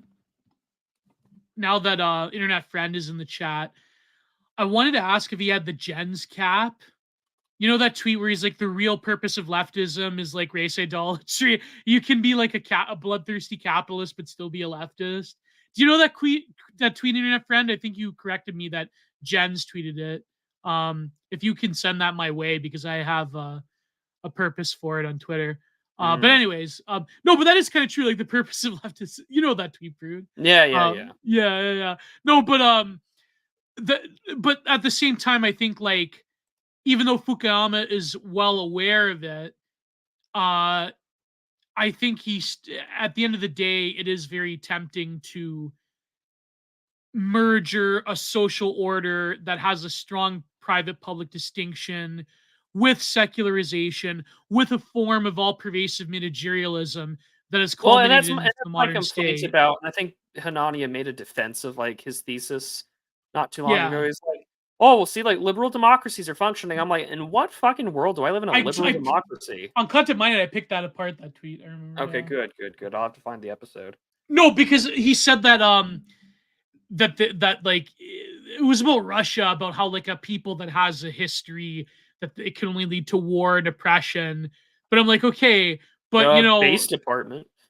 base department, but also America, which not the real America, but I mean like the government, the state of America under the elite power structure, has claimed to abandon and forsaken, at least for a time, especially under Obama, has forsaken a sort of historical consciousness. I know that George W. Bush did the whole like crusader thing, but that quickly petered out.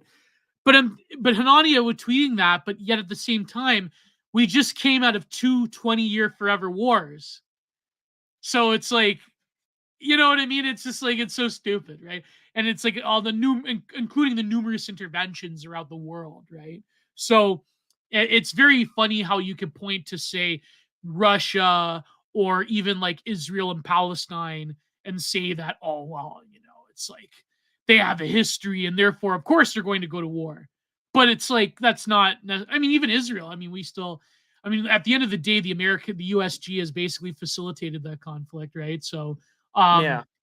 so Hanania was just patently false. I think that's really a hubristic, like liberal, you know, it's like people that say that like no liberal democracy has gone to war with each other. That's kind of, that's like stretching the That's some definition. nice Tom Friedman, Yeah. kind of Yeah. naivete. Whatever happened to Tom Friedman? Is he still around? Yeah, he still writes, I think, for the New York Times. Oh my God. That's like how can you be like Paul Krugman and still like put your face in public after all the like Because you wrong were a predictions, mouthpiece for the regime. and you make a lot of money being a mouthpiece for the regime? Yeah. Yeah. Remember you said the internet was going to take off back in the early 90s? Yeah, it was like it'll be more like a toy or something like a fax machine. Yeah. How wrong he was. Now Yeah. it's our lives. Do you want me to read from here? Yeah, sure. Certainly All one right. figure. Yeah. Certainly one figure who influenced his thinking was Klaus von Stauffenberg, who we might understand as one of Junger's new martyrs, in whose association Junger wrote the piece. Stauffenberg might himself be best described as an integralist. Stauffenberg discussed his political vision for Germany after the war in some detail, emphasizing the necessity of subsidiarity and faith in any reconstructed Germany.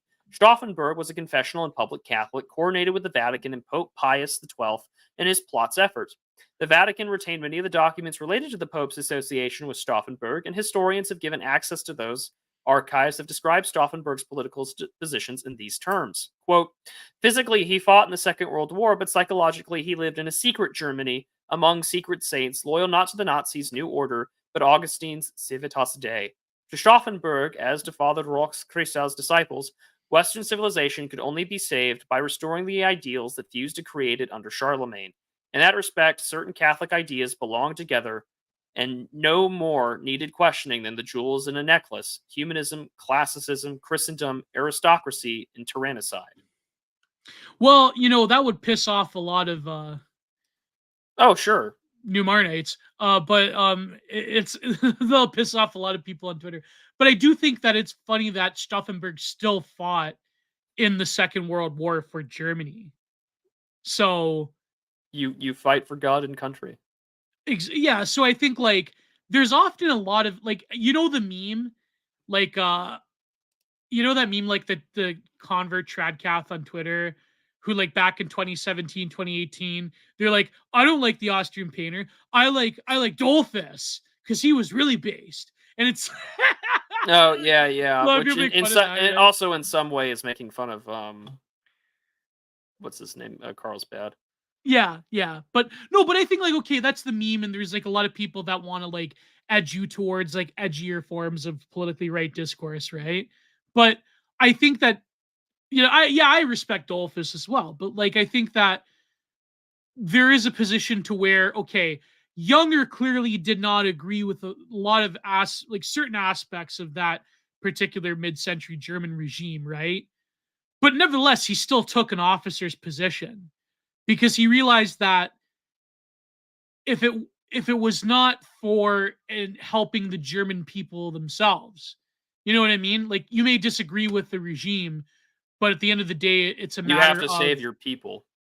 well, when you think of it, like, that was an apocalyptic event for what Well, I Germany mean, it had was been. You know? for as much emphasis as there is put towards other ethnic cleansings. I mean, like, I think most of the German elite knew that this war, whatever it was going to be, Existential. victory or otherwise, it was existential. And what did Yeah. we see after the war ended? What, 2 to 5 million ethnic Germans ethnically cleansed out of Eastern and Central Europe? Yeah.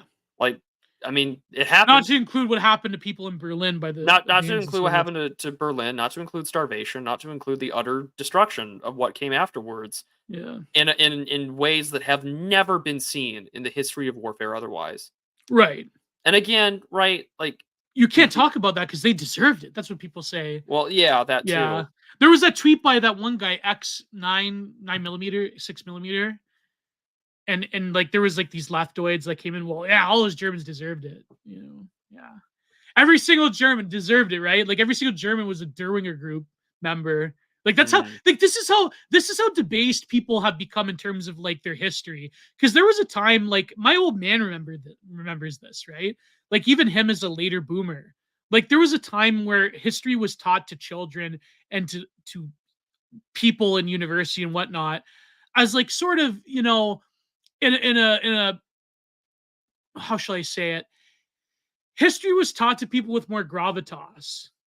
Like the men that came home, I mean, some of them certainly did, but the men that came home as veterans in America, Canada, Britain, like, they didn't like have this like normie sadism towards average German people.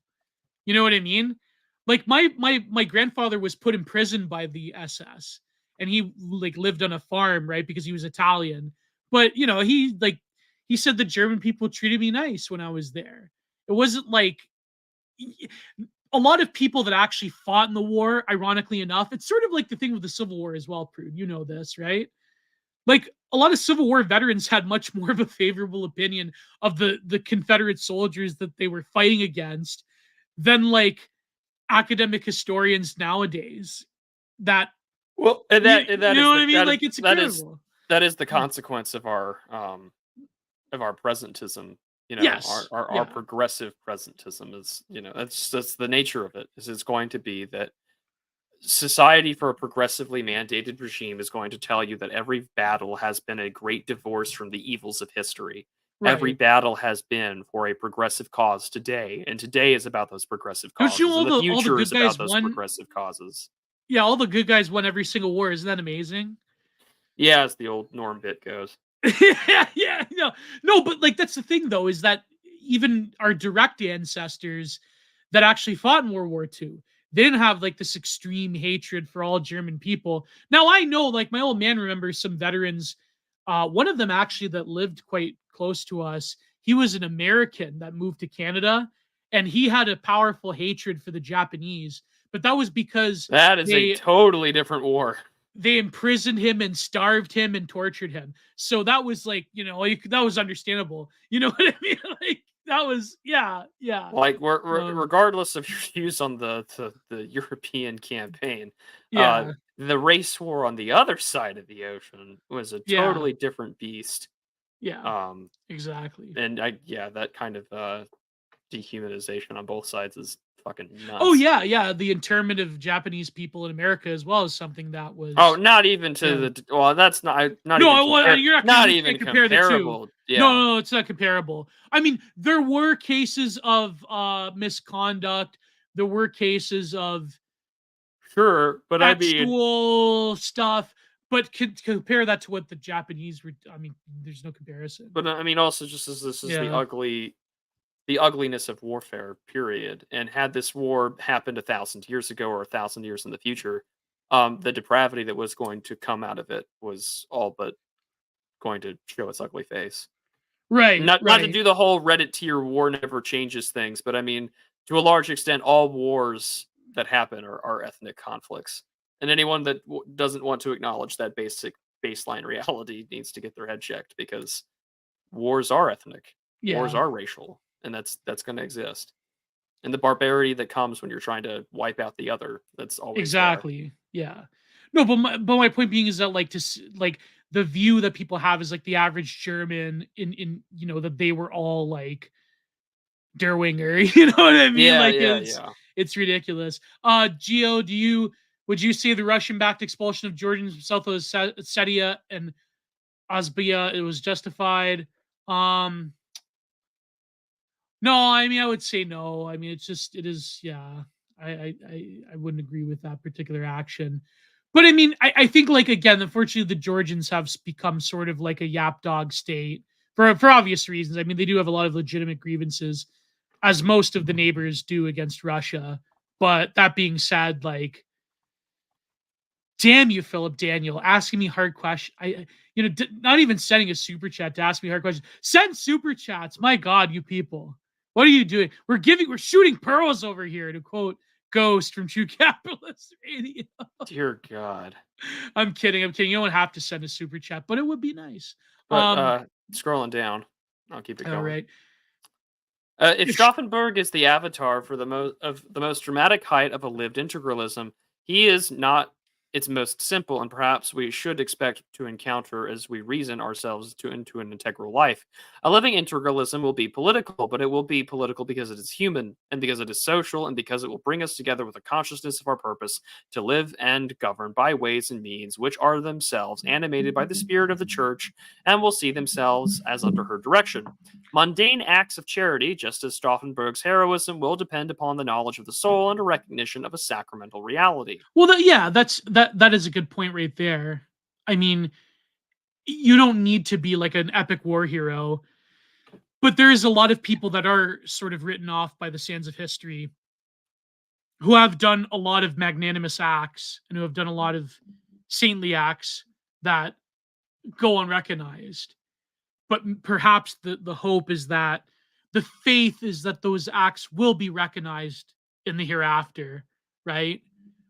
There was that great clip that Ben Braddock shared from Richard Nixon About his on mother, Mother's yeah. on Mother's Day. He goes, "My mother will never have a book written about," which I think is actually someone actually did write a book about her. But my mother will never have a book written about her, but she was a saint. And he talked about how his brother died, how he took care of tuberculosis children. She took care of tuberculosis children, and yeah, like that is a very, unfortunately, that's a rare quality nowadays. And you know, I think when people talk about this gender war stuff as well, people do forget the sort of subtle graces that both men and women can potentially inhabit in life, and that often does get passed aside for the sort of madness of a lot of the life that we lead nowadays, right? Um, yeah, because it comes down to duty. It comes down to one sacred duty. I feel. Well, what is your obligation? Yeah, Yeah, that's going to be the question. And exactly. I think, like, and I've said that other places too. I mean, like, if you're a true believer, like, the thing that you want to hear when you pass is that thou hast done well, my good and faithful servant. That's what you want to Right. hear, and there's a lot of work to get there. And the same applies to your mundane acts of charity and everything like that. Like, it's very odd because, like, I'll drive to the hospital in the Metroplex area, and I see signs now more than ever that says, prevent. I think they say it outright: prevent street charity. Don't give to panhandlers. And I get it. On one hand, those people probably, there are some panhandlers, and I have a very negative experience of this because I remember in El Paso there was a guy who was panhandling, and he would get quite a bit of money, and he would get it in cash. And then when no one was looking, he would scurry away, get into an F-150, and drive off. And you're Yeah. like, huh? Not everyone's good, right? But I mean, like, St. John Chrysostom in his homilies on wealth and poverty will tell me, well, like, you don't know that until you do, and then you know not to give that guy and to reproach him and correct him. But you give when you see it. But at Yeah. the same time, right? Like, you're always we live a political life and less of a of a sacramental life. You know, like Right. did you walk a mile in the other man's sandals? Did you do all these things? Like, it's a very tall order. And again, it does require for the average person to try their best to live within the way that they can. And most people don't. We all fall short. Yeah, But that's again, true. it's that recognition of a sacramental reality. And sacraments are not just the body and blood of Christ or confession. I mean, it's charity, it's almsgiving, it's to listen to your neighbor, it's to do these things because that's Yeah. part of it. And those things are baptized into the life that you live. But again, we live in a world where it's trying to take God into. We're reinventing. I see this a lot with these like That was Tucker's a like that great. Nala chick, that Boeing interview, boring. Like, remember that Yeah, discourse? Yeah. yeah, that too. But also, like, I mean, or Tucker Carlson having like the former PUA guy on, and it was Oh just like, yeah, oh, Tucker Maxon. yeah, he was just like, yeah, I'm a Yeah. big God guy now. I was like, well, what does that mean to you? What does that mean? What does that? And I mean, not to drag our friend Meta Prime into it, but I mean, I asked him that question when he was talking to me. He's like, oh, I'm God filled, and I'm like, well, what does that mean to you? For Oh, someone that isn't a Christian, like, or even Jewish in that sense, you're like, what does that word mean to you, other than like some or Muslim. word vomit to? Well, I mean, like Muslims have a pretty detailed description to what Allah is to them, even if it's Oh yeah, wrong. of course. But Yeah. like it's just like, well, what does that mean other than just like moral therapeutic deism? You know, like, Or oh, base TM politics. Yeah. yeah, I'm a Muslim because they're based and they hate women, according to my interpretation of Islam. So it's yeah, like, yeah. I could name names, but I don't want to run afoul of any e-celeb. Uh, but it's true. They exist, right? yeah, At least one thing you got to say about people like Hanania is that they don't make any bones about the fact that they're just like rootless secular moderns. You know what I mean? yeah, They're not gonna lie. Like Hanania or Richard Spencer is not gonna like lie to you about like. Although I don't know, I should say that about Spence because he does have the whole like. I remember that one tweet by my friend watching Spirals. He yeah. goes, he goes, Spencer's going to be like, I believe in something higher, more spiritual, more vital, forever and ever. He just never is going to explain what he believes. That was such a great tweet. He's like, I believe in something higher, more transcendental, more vital. But like Spencer will just never give you an answer as to what he actually believes. So it's like, it's funny. That was a funny one. Many. You know what else was funny? I missed this. You know, we were talking about Echo the Dolphin, that PS1 game. And I mentioned Dolphus. Fastsaw Goose, Echo the Dolphin. I like the PFP, Mr. Goose. I like the profile picture yeah. quite a bit. That's great. I I'm love terrified. that. I like it, and I'm terrified that it's AI generated. I hope it isn't. I hope you drew that or someone did. It's great. Echo the Dolphus. That's incredible. Echo the Dolphus. Ah, But woo! yeah, carrying on here. We need. I'm gonna tweet that. And I'm gonna have like a million anime avatars like descend Down and your like throat. with the hanging, Yeah, the hanging shroon jack. It's the only a matter hanging of time. shroom. I saved and downloaded the talking like motherfucking Sephiroth That actually video. does have Derwinger in it. I finally saved that video. It's such a That is oh, Derwinger in it. Yeah, people don't know. People no, don't they know. don't. Not until the very end. But it's so good. It's so good.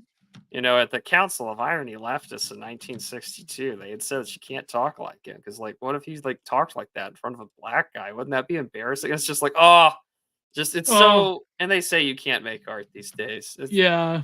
The shit post is an avant-garde thing that I think people don't appreciate enough because it's dumb little memes on Twitter. But maybe that's because I'm doubling down in my sunk cost fallacy of the years I've spent on that godforsaken website. If you want to scroll down, we can keep going just a little bit. Oh wait, I have to The psychological worldviews. yeah, okay. Sorry, I'm meddling with something. Update. Yeah, there you go. Echo the Dolphus. I tweeted it. I had to steal that one. Anyways, psychological worldviews or Petersonian self-help materialism are a tempting bridge between the current nihilism and true religion. Well, I would say that it's effective because it takes a lot of the affectations or conceptual frameworks of religion and uses them, which is why people criticize Peterson's Jungian self-help stuff. Although he hasn't mentioned Jung in probably a few years now. So, definitely true. Yeah. So it takes the affectation of true religion, but it gives you like a secularized, what would I say, unyielding positivity version of it. Anyways. And I mean, yeah. Peterson just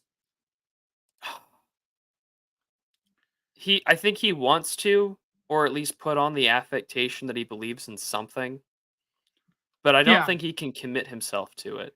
And I think that that's a really torturous position to be in. Oh, of course, 100%. Yeah. Because like you want to, but you can't force yourself or will it. And obviously you can't, because I mean, like if you're trying to He force a struggles belief, with it. Like when people ask him, you yeah, can see the well, I mean, pain on his face. Yeah. he's contorted. And I mean, honest to God, that's not an enviable position to be in. I'm not telling you to have like pity on the guy, because I mean, clearly this man has made some deals in his life that are going to cost him his soul. Oh yeah. Not just the ones with the Daily Wire, but I mean others as well.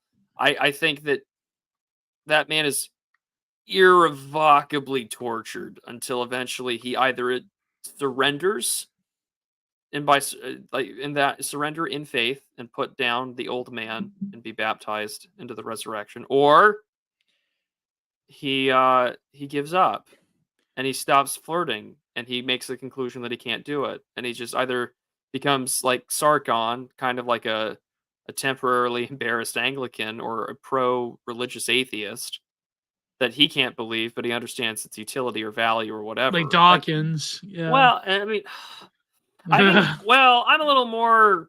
I'm skeptical of that one. Well, because I think that Dawkins is just using the religious argument to just simply say, "Damn, there are way too many brown Muslims in this country." Really, he's like, going down the Pat Condell route. Well, because Dawkins can't come out and just say he's like concerned about immigration, because he would get raked over the coals. So what does he do? He does the whole like, "Oh, I'm a cultural Christian" argument. Like, just say that you're concerned about the number of immigrants.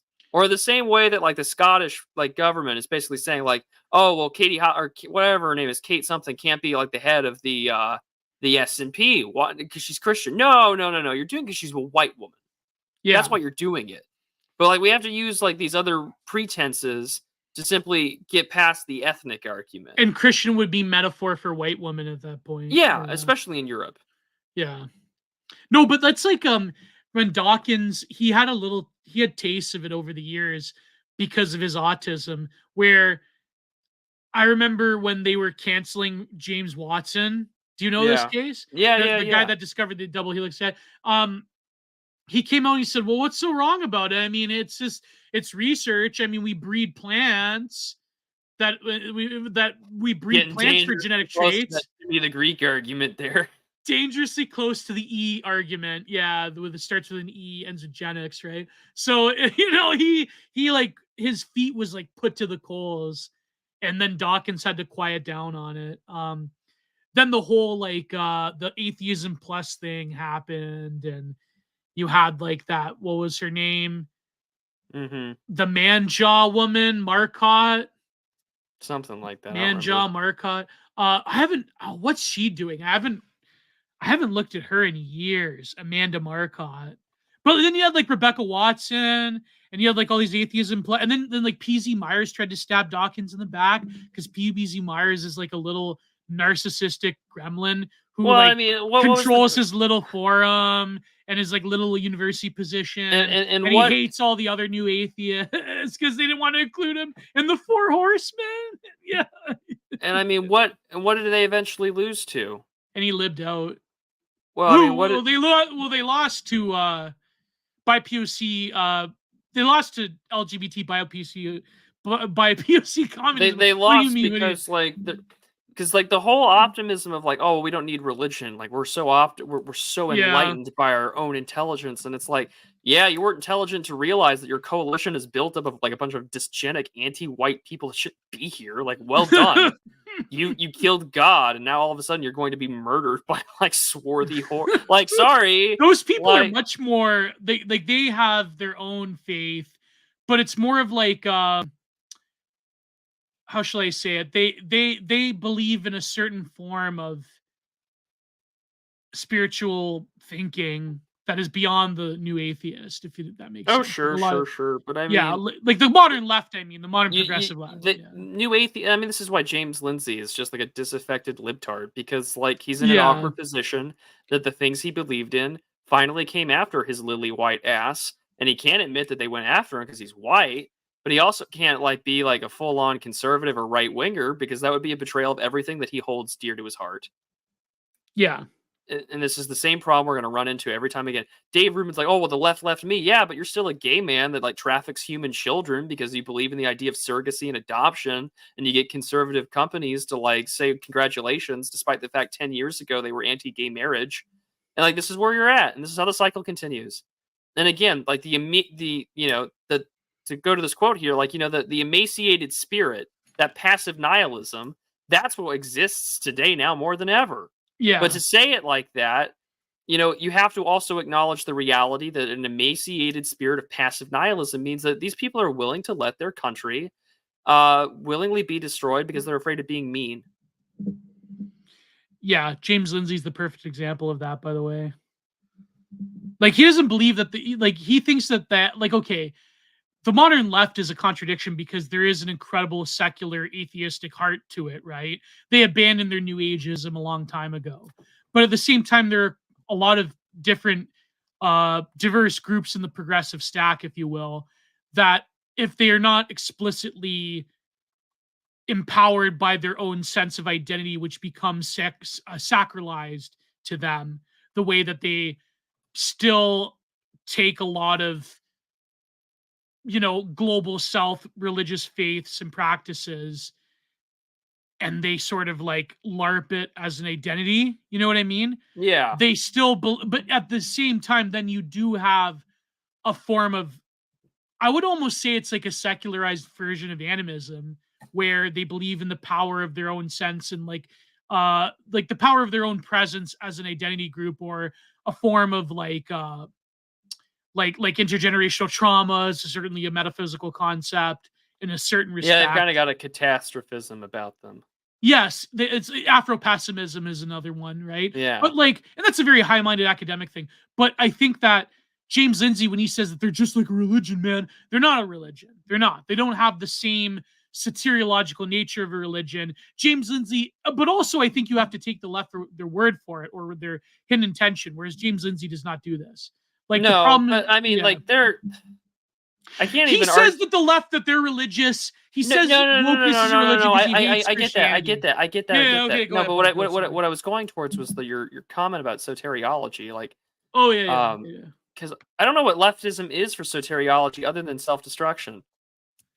Yeah, it seems like that's an anti-civilization. Like I just want, like I want to stand up top the cliff, like I've made it to the top of my anchorage, and I'm just going to like onanastically coom off the mountain and kill myself. Like that just need like there's a reason why Burnham was right about it. There's a reason why I say that liberalism or leftism is just suicidal ideation on a civilizational scale, because once you take out anything that is worth living for, your own people, your in-group preference, your belief in a higher deity or transcendental power, or anything that could be salvific, what do you have to live for other than, oh my gosh, I can buy all my cute little trinkets and toys and edge myself till I die? And it's just like, cool, like you totally deserve death.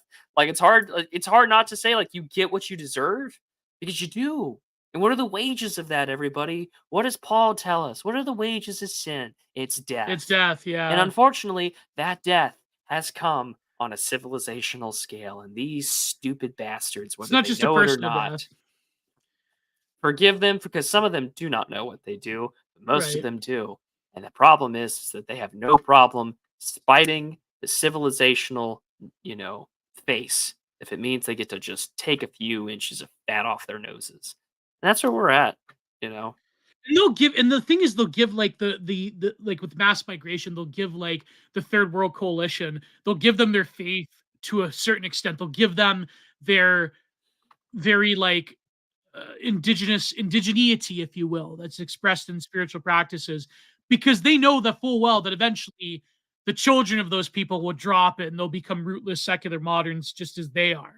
You know what I mean? So they'll have, but at the same time, I do think that it is a form of like antinomianism, if you will, that there is a lot of spiritual implications to the modern progressive left and to modern like neoliberal kitsch world.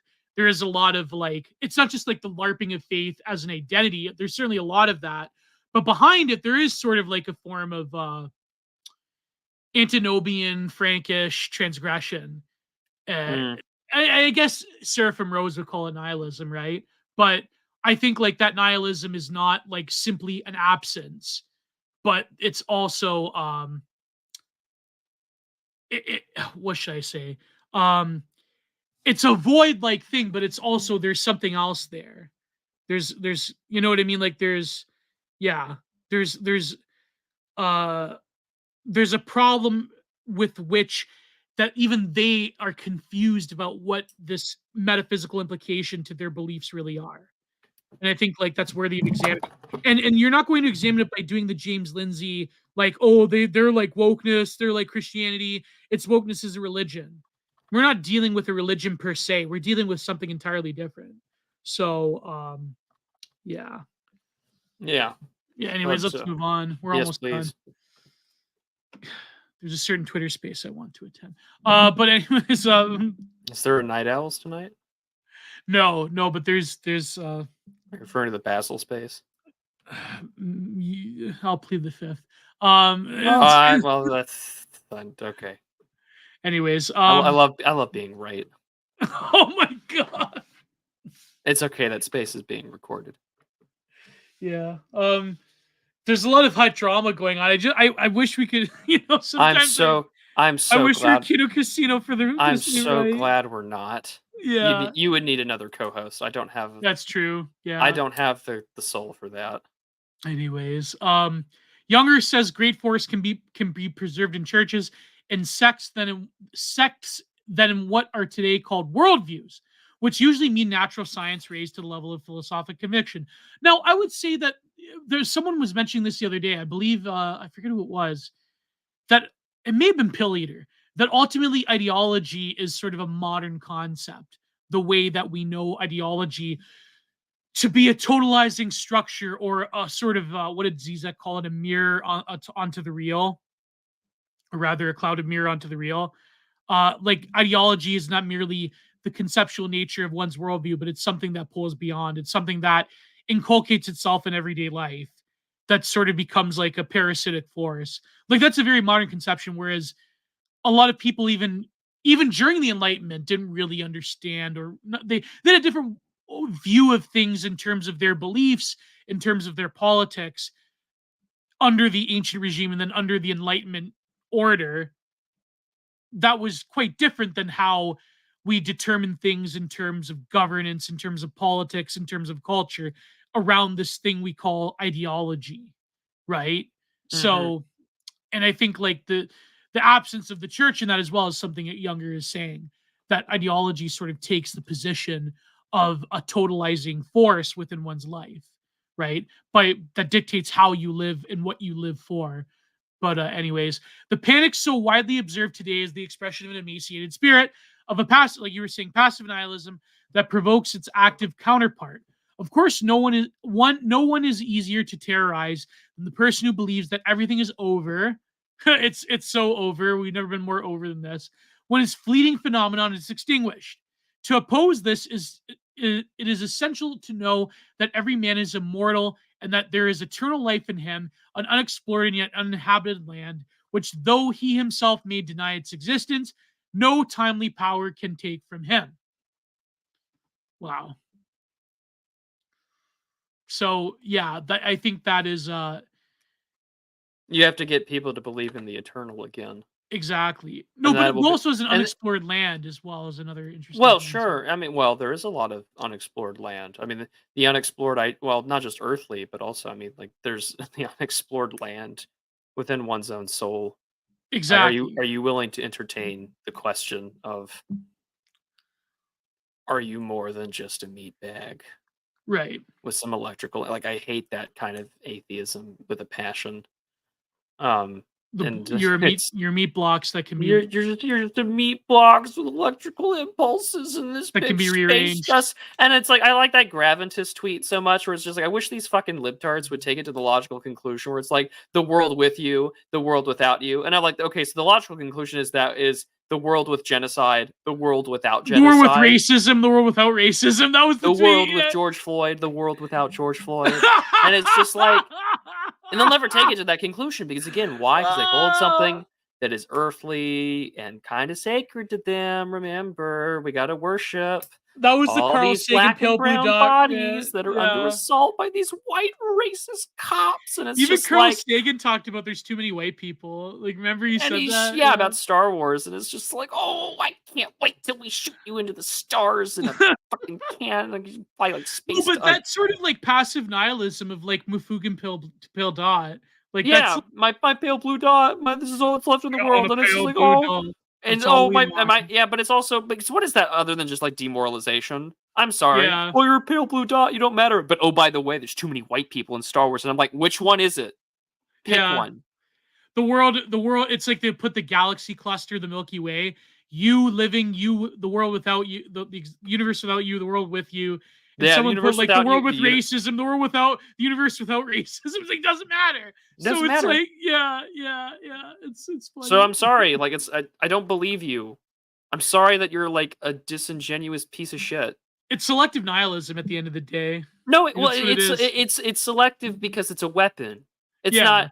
It's never meant to go to you. It's like it's the whole like smuggy Wojak, like, well, I'm not a Christian, but if I use your beliefs against you, maybe you'll take my position seriously. And it's like, no, I think I'm just gonna strap you to a cannon. No, but it's very funny. Like, you should stop Fed posting, Prude. But like, it's very funny how they take that position, right? But at the same time, it's sort of like they never really truly mean it because they would live life that way. Would be very. They would either be like a holy fool or they'd be like a total mess, and they'd find no reason to live. There's no middle ground. Well, it's the point about leftists being unhappy.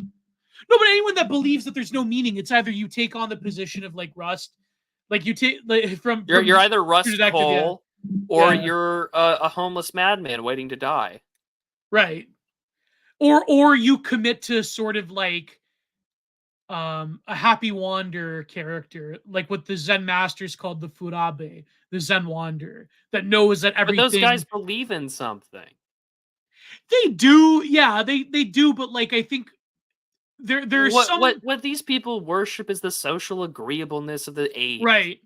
That's if you're a true nihilist, why would you worship the social? If you're a nihilist, like you're not going to find meaning in this world. You're not going to worship black race communism. You're not.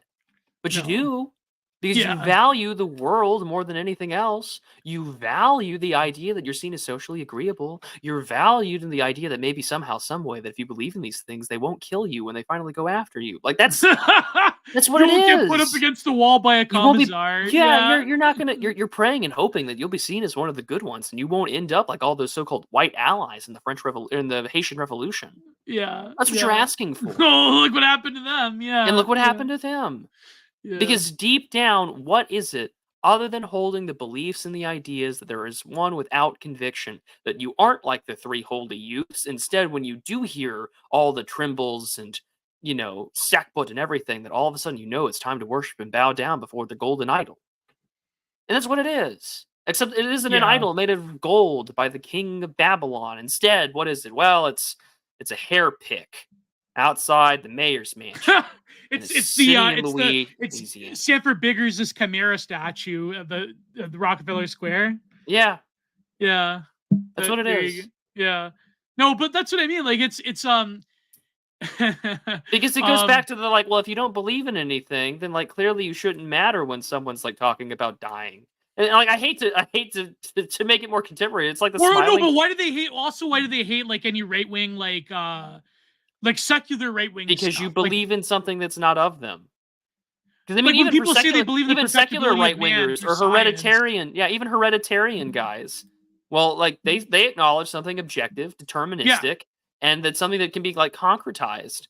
And they are honestly, that I think irks liberal, like progressives, sometimes more than Christians. Especially in the respect. science world, that irks them more because they're so close to it. Well, I mean, like, remember, like, let's let 2 years ago, who was sucking off Elon Musk? It wasn't right wingers. It was libtards. This was Yeah. the guy that was like laughing at meme review and making a joke about a dead deer in a pool. And now it's like, oh, by the way, we should really have more kids. And they're like, wee, you know, like that's the Yeah. way. Like, I'm sorry. Like as soon as you cross these lovely lines, and again, it's Millennial Woes has been going on these like series of essays about blasphemy, and it's just like we still have them. We still have blasphemy laws. You just can't. You can't talk like motherfucking Sephiroth. You can't talk like You can't be maybe serious about anything too much. no, because everything is Yeah. so poisoned in irony. And that's the thing about like irony nihilism or irony leftism is just like if someone was actually to encounter death, and COVID was a good example of this. Yes. People finally encountered it for the first time in their life in a mainly death avoidant Western society. And what people became of shut it? down. And they shut down, they panicked, and people are still wearing masks to this day. That person is spiritually and fundamentally broken and enslaved to death. When I above was all watching things. when I was watching that Tucker interview with Justin's brother, and they played the clip of Justin during peak Clownvid, where he's like, if you choose to not get the thing and you sit next to a person that got it, you are endangering them. And I remember I had this like this fight or flight response. It all came back to me. I'm like, oh my God. Like it was, you know, like it really made me like steamed. It was like it rushed back to me that feeling rising from my Kundalini spine, that energy of like just pure disgust and hatred. Well, and it's like to make a more Reddit tier reference. It's like the Smiling Friends thing where like the CEO the nihilist, holds the rifle and he's like, "No, please don't kill me! Please don't kill me!" And he's like, and he pisses himself and he's like, "Relax, I was just gonna kill you." And it's just like, and they're like, "Oh man, he doesn't live up to his principles." That's people kind like, of cringe. dude. The guy next to him was like, dude. It's kind of cringe, bro. If you thought you weren't afraid of dying, man, you pissed your like, you know. And then, but it's true. Like, there's someone should do that to Rick. They should have like Smiling Friends Rick and Morty crossover. We're like, yeah, one is Reddit pop nihilism, and the other one is kind of well, I don't want sincerity. There's more I would argue there's more sincerity in Smiling Friends than anything Rick and Morty has ever created. Smiling Friends definitely new sincerity, whereas like Reddit pop nihilism is definitely like, you know. But that's the point. Is it's like, and that's the other thing too that I hate. This is my last tangent. Is it's just like I really hate this. It's a never-ending trope on sitcoms, even to this day. Frasier and Seinfeld and even older comedies made fun of it, where a sitcom character would experience a brush with their own mortality. They almost get ran over by a bus. There's like really bad turbulence on the plane, or the pressure goes out. And for like the whole next 30 to 45 minutes, the character is laughably made fun of for appreciating that at any moment you could die. And that reality of mortality is made fun of. And it's mocked. And then by the end of the 30-minute sitcom, after commercial break, they're back to their normal self as if nothing just happened. And this doesn't just, and I mean, this applies to religious people as well. How often does someone leave church and they feel all pious and good? They've just had the body and blood of Christ. And then someone cuts them off in traffic and they call them like a bitch. You know, happens all the time. I'm guilty. Oh, yeah. Road rage is something that I am like notoriously often repeating in my confessions. And it's just like, man, I wish I was better about that.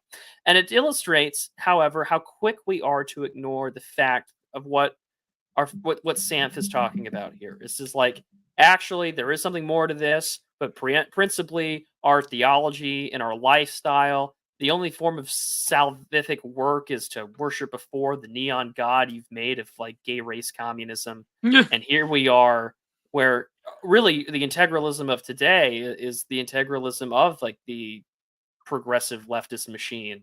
Right. And either you're on board with it or not. And if you're an enemy to be destroyed. But if you're a white guy and you join onto this progressive church, like, well, what is your salvific worldview? Well, it is still death.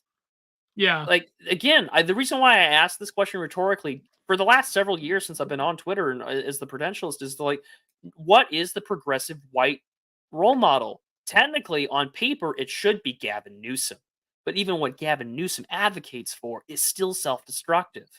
Because at the end of the day, for the average sort of like lumpen proletariat, for progressive whites, it's pruning out, it's killing yourself, it's passing up your livelihood and a job and a promotion to the less qualified diversity hire, or for affirmative action, or to say it's their time, or that the future is female. The entirety of the progressive worldview, for again, is that disgusting inverse of Christianity. It's not that you're sacrificing yourself for anything greater than yourself, the sins of the world, or for to lay your life down for your friends, but to lay your life down for your own self-destruction. And somehow that's salvific? No, it's not. But to them it is. And that's see, you're sacrificing your history, your humanity, your own world, your life world, your everything for greater global equity, or to elevate people that have been historically aggrieved. And so therefore you have to destroy everything as an agent from the inside of your Eurocentric, hetero, cis, normative, patriarchal world. You have to destroy all of that to achieve a maximum consciousness of integration and equality. Yeah, but none of those people believe in anything afterward. And are they really? No, the glorious equality and global it's like oneness labor. It's like glory to the martyrs, but it's just like it's so spiritually dead. If anything, to them, they say that like our civilization has been so horrible and ghastly and destructive that's like, oh, don't you want to destroy this thing that's been terrible, that enslaved and redacted millions of people? Oh my god! Like that's what they believe. Yeah, it's quite based, actually. We need to do a little bit of evil. Well, we should do a little bit of evil by continuing. We stole whole.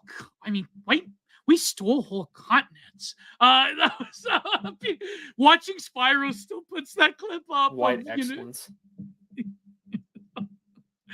No, but I think like that view of history and the humanity and civilization it's terrible. The last man. That is to look up into the stars and say that I am stardust and I'm nothing, and there is no beauty. And what came before me was terrible and horrible, and therefore I have to chuck off what they believe is like the horrors of history. Choke myself, coom, and jump off the cliff of history. Yeah, that's it. There's no religion too. I don't respect it.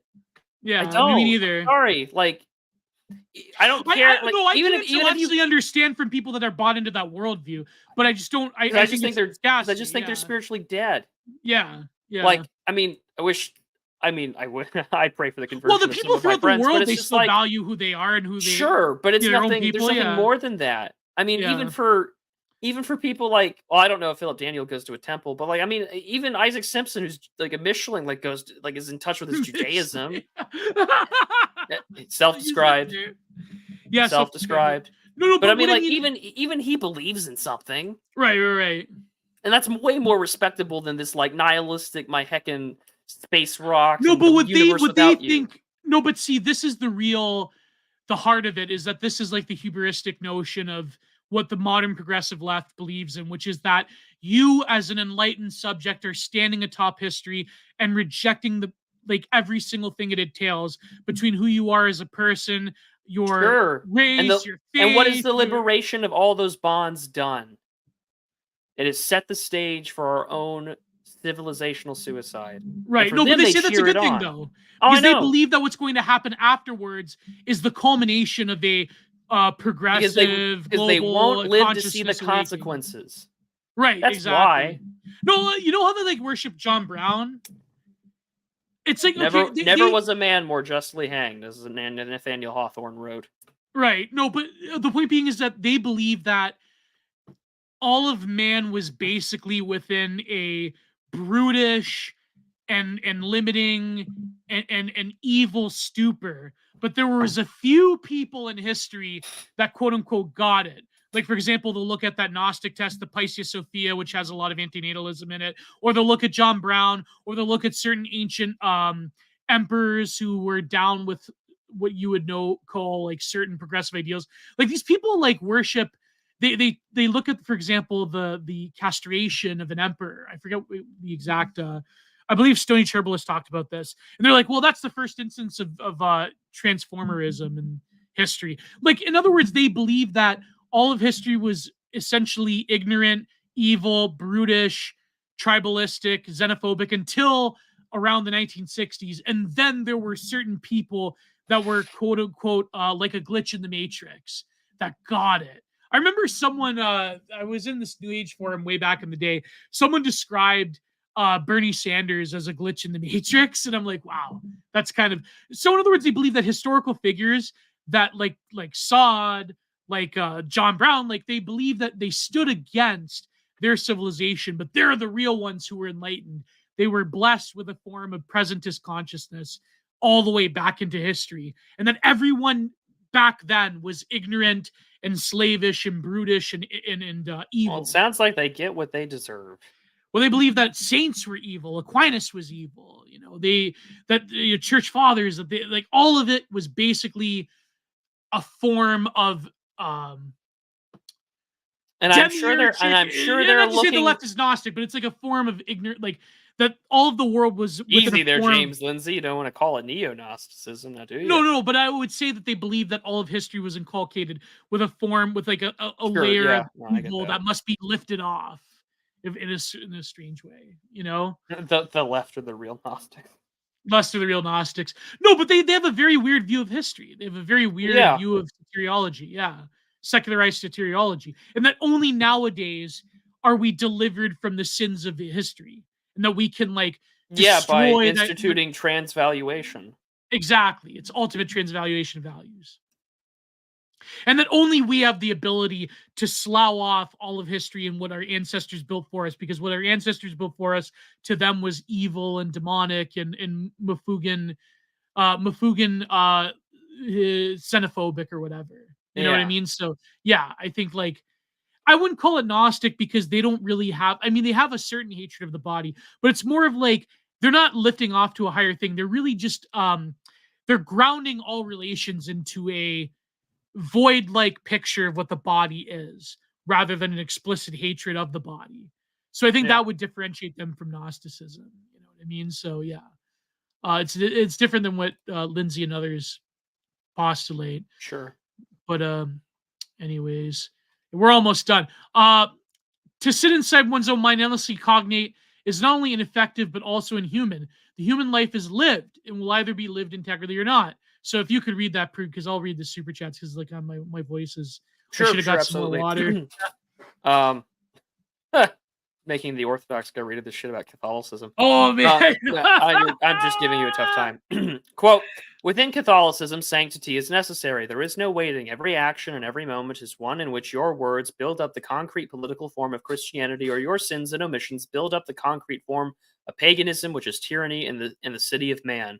Virtue, as it is developed through acts infused by grace, necessarily transforms you into an authority, into one with a care for the souls of others. The authority is not a subsidiary of an imagined sovereign. It is yours, and justice is demanded of you right now, not simply when you take up some official post within a pagan government. And your willingness to die for the faith is not some kind of heroic virtue, unnecessary to politics, sitting like a supernatural cherry on top of a Christian civilization, which is made up of a natural stuff. Rather, your willingness to die today and in every moment of the struggle against sin, the flesh, the devil, all the way up to and including your physical and final death. This is the evidence necessary that the world might believe. The evidence that man can be ordered according to love, not fear, all the way down, can be unmoved by death, and so be the living stone, which is the new social order, the church, can be built. In this imperfect... I can read it while I save it. In this imperfect essay, I have attempted to sketch a feeling and orientation to which we might move in our own lives. I believe it should be read in the light or alongside my two previous essays, Our Forest Passage and The Peace and the Faith. I am not done here, nor am I complete in my thoughts on this topic. I am determined to present a clear and cogent case for a living integralism, a positive traditionalism, a true representation of a social vision, which could have once been conservative. I believe that this must come from the confrontation with nihilism, existentialism, and postmodernism, and it must be done in our own hearts. Thank you for reading, position, and decision, Sanfedisti. Whoa! I don't know if you could equate paganism with the city of man, though, anymore. I don't think that's sort of like an older equation. That's that was like from a Christianity that was fighting to exist along a pagan world. But nowadays, I think Well, in this world, a Christianity that is authentic and true and living is fighting to once again exist. Yeah, which in a way, pagans are also doing that. In a way, yeah, they are. Yeah, that's why I don't fault them. I don't really I don't know. There's like this performative online. Some are, but some do believe in things. I don't. No. But what I mean is there's this performative online Christianity where it's we have to go after pagans, and there's pagans that Varg that do say. But here's the thing: Varg doesn't actually believe in the gods. It's. I just don't. I don't see the need to go after pagans all the time. I just don't see. Well, I would refer back to my previous point about the online commodified quest for identity. Yeah, that a lot of it is there because I think that yes, it's like the Olympia thing. Do you remember the Olympia thing? The ritual that they were doing.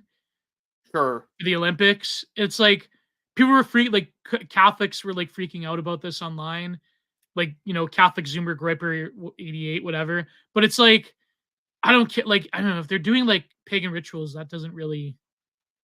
I know it's it doesn't affect you thing, but I think there's a different spiritual battle going on than just. I think that they have every right to be concerned about that. Anyone should be, especially if you live in a nominally Christian society, that you should want your society to reflect the tradition of your forefathers. No, of course, right? Of course. I think if the Venerable Bede saw what happened in, say, the London Olympics back in 2012, he would have been the first to go run down there and disrupt it. But I think also at the same time. That wasn't that was an appropriation of paganism. There is a heavy desire, of course, for physician heal thyself, because again, religions are worn like skin suits or like costumes, or for again the perspective virtue signaling for the online quest for identity, as I mentioned earlier, and I think that's an important thing to discuss. But at the same time, people are going to do it because that's where their priorities are, whether they think it's the truth or not. Mm-hmm. And that's just a consequence of the digital world we live in. And again, at the end of the day, we all are going to have to answer before the dread tribunal. And thou knowest all my paths. And so we'll see how it goes. He's not taking on Odin Cells, Gio. He's making the point of everyone worshiping something and it's not true God, something else. Yeah, true, Robin. Zoomer here, what went wrong with the 2012 Olympics? Well, that was an appropriation of ancient faiths that were secularized for very evil. I think pagans themselves would have looked at that and they're yeah, that's not us. Well, what happened in the 2012 Olympic ceremony in London was they had this weird, strange rituals and children in hospital beds and this huge where a lot of people were like, "Ooh, this predicted COVID." Yeah. Dancing nurses fighting Voldemort. Yeah. It was this demonic creature in the middle between all these children in hospital beds. And it was also other there was other it also had some plague symbolism. bubonic plague stories included there too.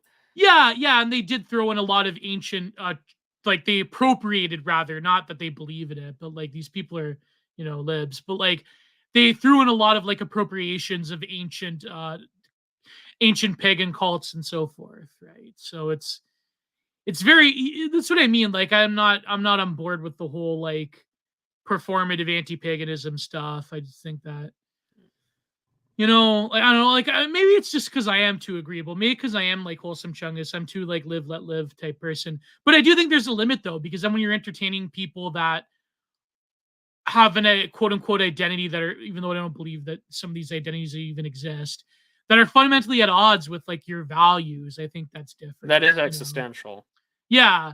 To me, a pagan going to the woods and worshiping Dionysius is not an inherent threat to civilization as opposed to entertaining certain shibboleths of the global. Yeah, and I mean, and perhaps one day I'll have to answer for it. But as I said before, if you want the second battle of Milvian Bridge, fine. One day that can happen. Can we please focus on ending mass immigration first, and then we can have that battle? We can have that battle. We can do that later. You know, Yeah. we can have the second battle of the bridge later, but I'm please, Like- just 5 minutes. Can we like stop this invasion? There's more like sophisticated pagans that do bring up valid critiques of Christianity. Like I do think that like when it comes to civilization, there is a sense in which modern Christianity has been interpreted in such a way as that you can't take your own side as a, you know what I mean? I think like that is a valid critique. Like you know what I mean? Like there is a sort of like liberalization of Christianity that has been happening for the past, I would even say, century or so. And that should be rooted out and destroyed. Like, I would agree with that criticism. Because I mean, like, let's not kid ourselves. Like throughout the history of like both the East and the Western churches, numerous saints and fathers have made it very clear that like if you don't love yourself and you love your own people, like what are you doing? And I mean, like at no point in time have I seen really any sort of like, at least not with only within like the last 200 years, has there really only been recent condemnations of just like, yeah, just like let your whole civilization be like destroyed because like if it's not, it's racism. You know, like that's a very recent thing. Like and this is why so much of like the alt right positions and even what exists today, like really you wouldn't be too far off from being seen as a progressive like racial Democrat from the 1890s. Yeah.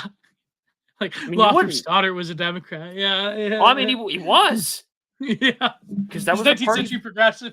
Yeah. The 19th century progressive. I mean, for many of us, that's what we are. Oh my God, yeah. Carlsbad was correct. Conceptual history wins again. Many such cases. Many such cases. I'm something of a Democrat myself. I'm something of a classical liberal myself. Hashtag Winthropian science. Hashtag classical liberalism. Hashtag meritocracy. Hashtag conceptual history.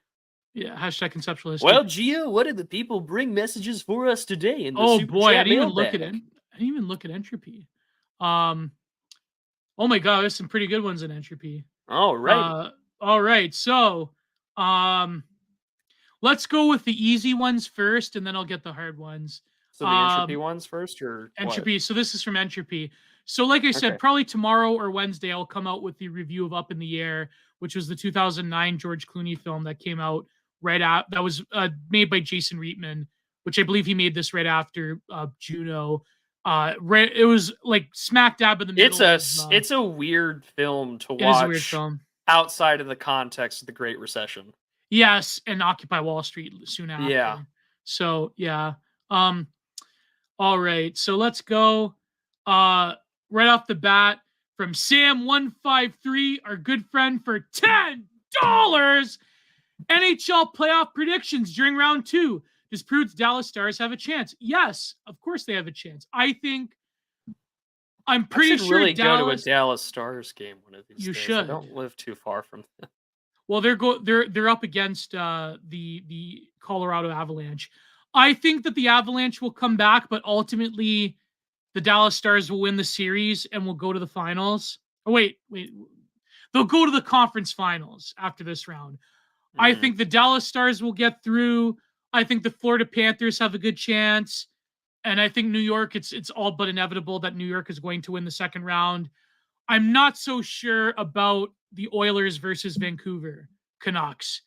I think it's a good chance that I pray that the Oilers win. I pray that real Canadian chuds win against the they-thems of Vancouver. But it is unfortunate that two Canadian teams are against each other. So there will only be one team in the conference finals. But I think other than that, if I had to predict it, I don't really know what's going to happen, but it looks pretty likely that it'll probably be Dallas versus New York. Because I mean, you never know. I mean, the Florida Panthers could absolutely brutalize the New York Rangers, but the New York Rangers have a lot of heavy hitters. They have Jacob Trouba, they have Rempe, they have a lot of guys that can fight back against the Florida Panthers. So if I were to predict it, if I were to put money on it, I would say it will be definitely Dallas, probably Dallas versus the Rangers. I'm calling it now. Probably. So hopefully there you have it, folks. There you have it, folks. For $15 by Belial Bradley, our good friend, it's so over. That's what he left there. It's so over. Contradiction. What's the stream? Well, it's content minded. Someone put in the entry comments. For $5 by Scribe, our good friend Scribe. I prefer the term pay angels. That's a good one. Pay angels. Oh yeah, I think we said pay pickies another episode. He's like, oh, I prefer the term pay angel actually. Yeah, that's fine. You one. can be sweet little pay angels. You're my pay angels. You're sweet little pay froggies. Patreon.com/ShinyProductions. And Charlie Mackey, our good friend, for US $25. Good evening. Hope everyone was able to spend Mother's Day with their family. Have you seen the videos on YouTube by Ville Kallio, the creator of Cruelty Squad? He has 5 videos in his channel. Most make it very clear he is the man behind Cruelty Squad. I haven't seen those. I should see them. I will have to look them up because I was going to go review Cruelty Squad. So yeah, I'll go look up those videos. I was gonna review it more on a gameplay level than story and lore. I haven't figured out how I'm gonna do these video game reviews yet. But you finally have paid me at the last episode to do what I made my computer to do, which was to capture game footage and to make videos for video game review essays. But now I'm gonna have to figure out how I get to do that. I think I might just do it on a gameplay mechanic side because I've played a lot of games where I don't give 2 craps about the story, but if the mechanics are great, then I can really enjoy it. For instance, I don't really care for the story of Remnant 2, but I really like Remnant 2's gameplay, and the mechanics are really fun because you can have some really broken builds in the Souls-like Diablo dungeon runner. Paybees? No, Pay Angels is way better. Pay Angels is way better. Paybees kind of sounds like gaybees, and I don't like that. No offense, Scribe. I love your contributions.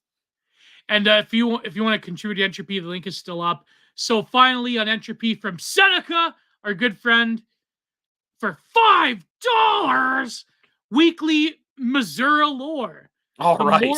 The Morse Mill Hotel, an old hotel built in 1816 by local St. Louis John Morse, who is rumored to have been a warlock. Lots of elites have been to the hotel. Charlie Chaplin, Charles Lindbergh, Al Capone, allegedly very haunted. I think I've heard of the Morse Motel, actually. Same, actually. I've heard of it, yeah. Let's see. It's not the one they based The Shining off. Oh, no, I've heard of this Morse Motel. No, that's another one, The Shining. Yeah, there's even a documentary on the Morse Motel. And there's It only has one star on Yelp. It always makes that top 25 list of best haunted places. Best haunted places, but it only has 1 star on Yelp. I don't know why. US for $3 by Charlie Mackey. Video games belong to white nerds. Well, what about Asian nerds as well? They get StarCraft. Oh, there you go. I hate lefty dysgenic weirdos occupying my chosen entertainment.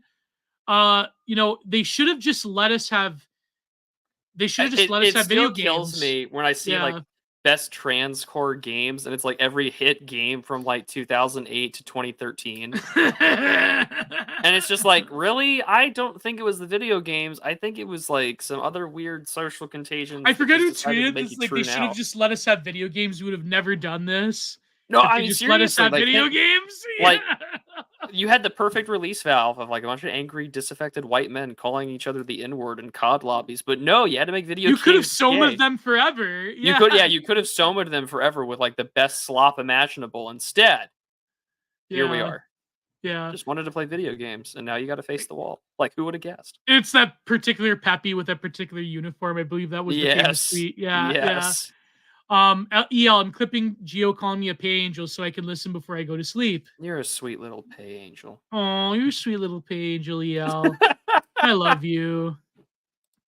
It was the schizophrenic. It's my God.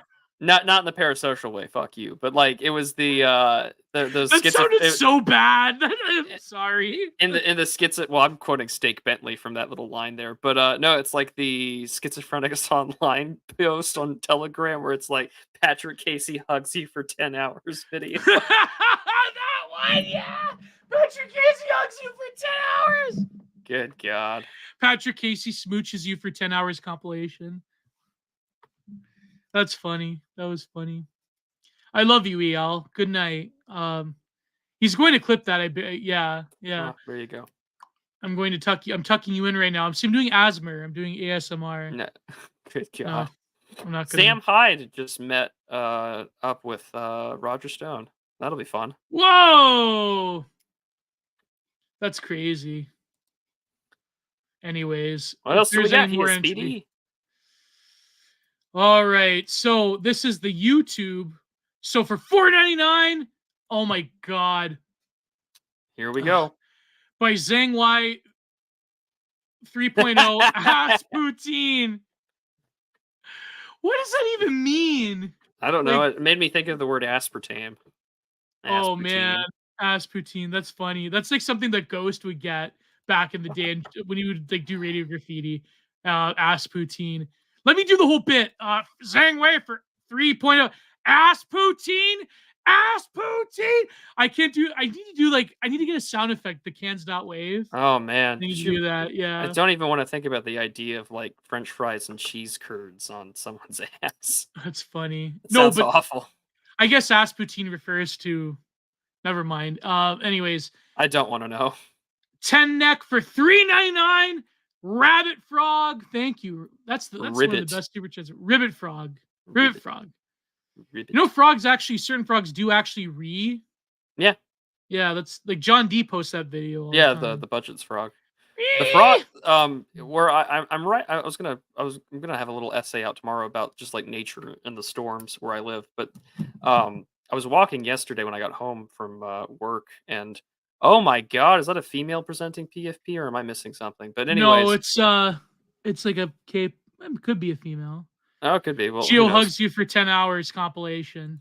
But like, there's I was like, the pond is overflowing where I'm at, so like you could literally squat in your boots and like you could just scoop up from the water and you could just pick up all these tadpoles, and it's really cool just to see them like move around with their like partially formed super tiny legs and squirt.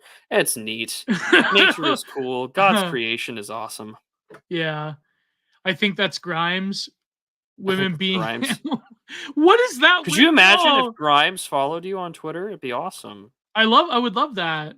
Yeah. That'd be terrifying. It'd be amazing. Anyways. She followed Spurgler for a while. Yeah, then she got heat for it. So oh my god. Glass Bell for $4.99. Gio. Oh, I'm loving the Brent Taylor one, by the way. Gio, did you see that DSP faulted Ricada? The sector has a new king. Well, DSP was always the king of hate, and he faulted him. Yeah, I did see that. That was hilarious. Ricada totally got owned. Those. DSP doesn't even have to work to own somebody. He just does it. Okay, like he just doesn't even have to. He may have thought about the topic for a total of 2 seconds before he hit record, and he just faulted him. So that was. I bow to the king of the sector, the king of hate, DSP. Remember back in the day when DSP would be like, yeah, they call me the king of hate. And remember he used to say that? He's like, they call me the king of hate. That was funny. I'm really looking forward to this super chat. Oh no. Brent Taylor for $4.99. Our good friend Brent Taylor. Lauren Southern or Michaela Peterson. You have to stick around for 2 years minimum. That's a hard one. Does Michaela Peterson have children? Yes. Are they white? Yeah. I think so. Oh, well then Michaela Peterson. I don't know. I'm kind of tempted to go to Lauren Southern. No, like this whole so I feel like the long arc of all this shit has just been like the eternal vindication of Murdoch. Peterson's not hotter than Southern. Come on, she's had work done. Oh yes, please! I can't wait to gaslight the shit out of you. I can't pick one. I can't pick me neither. Can I like jump off the cliff? No, you have to stay 2 years minimum.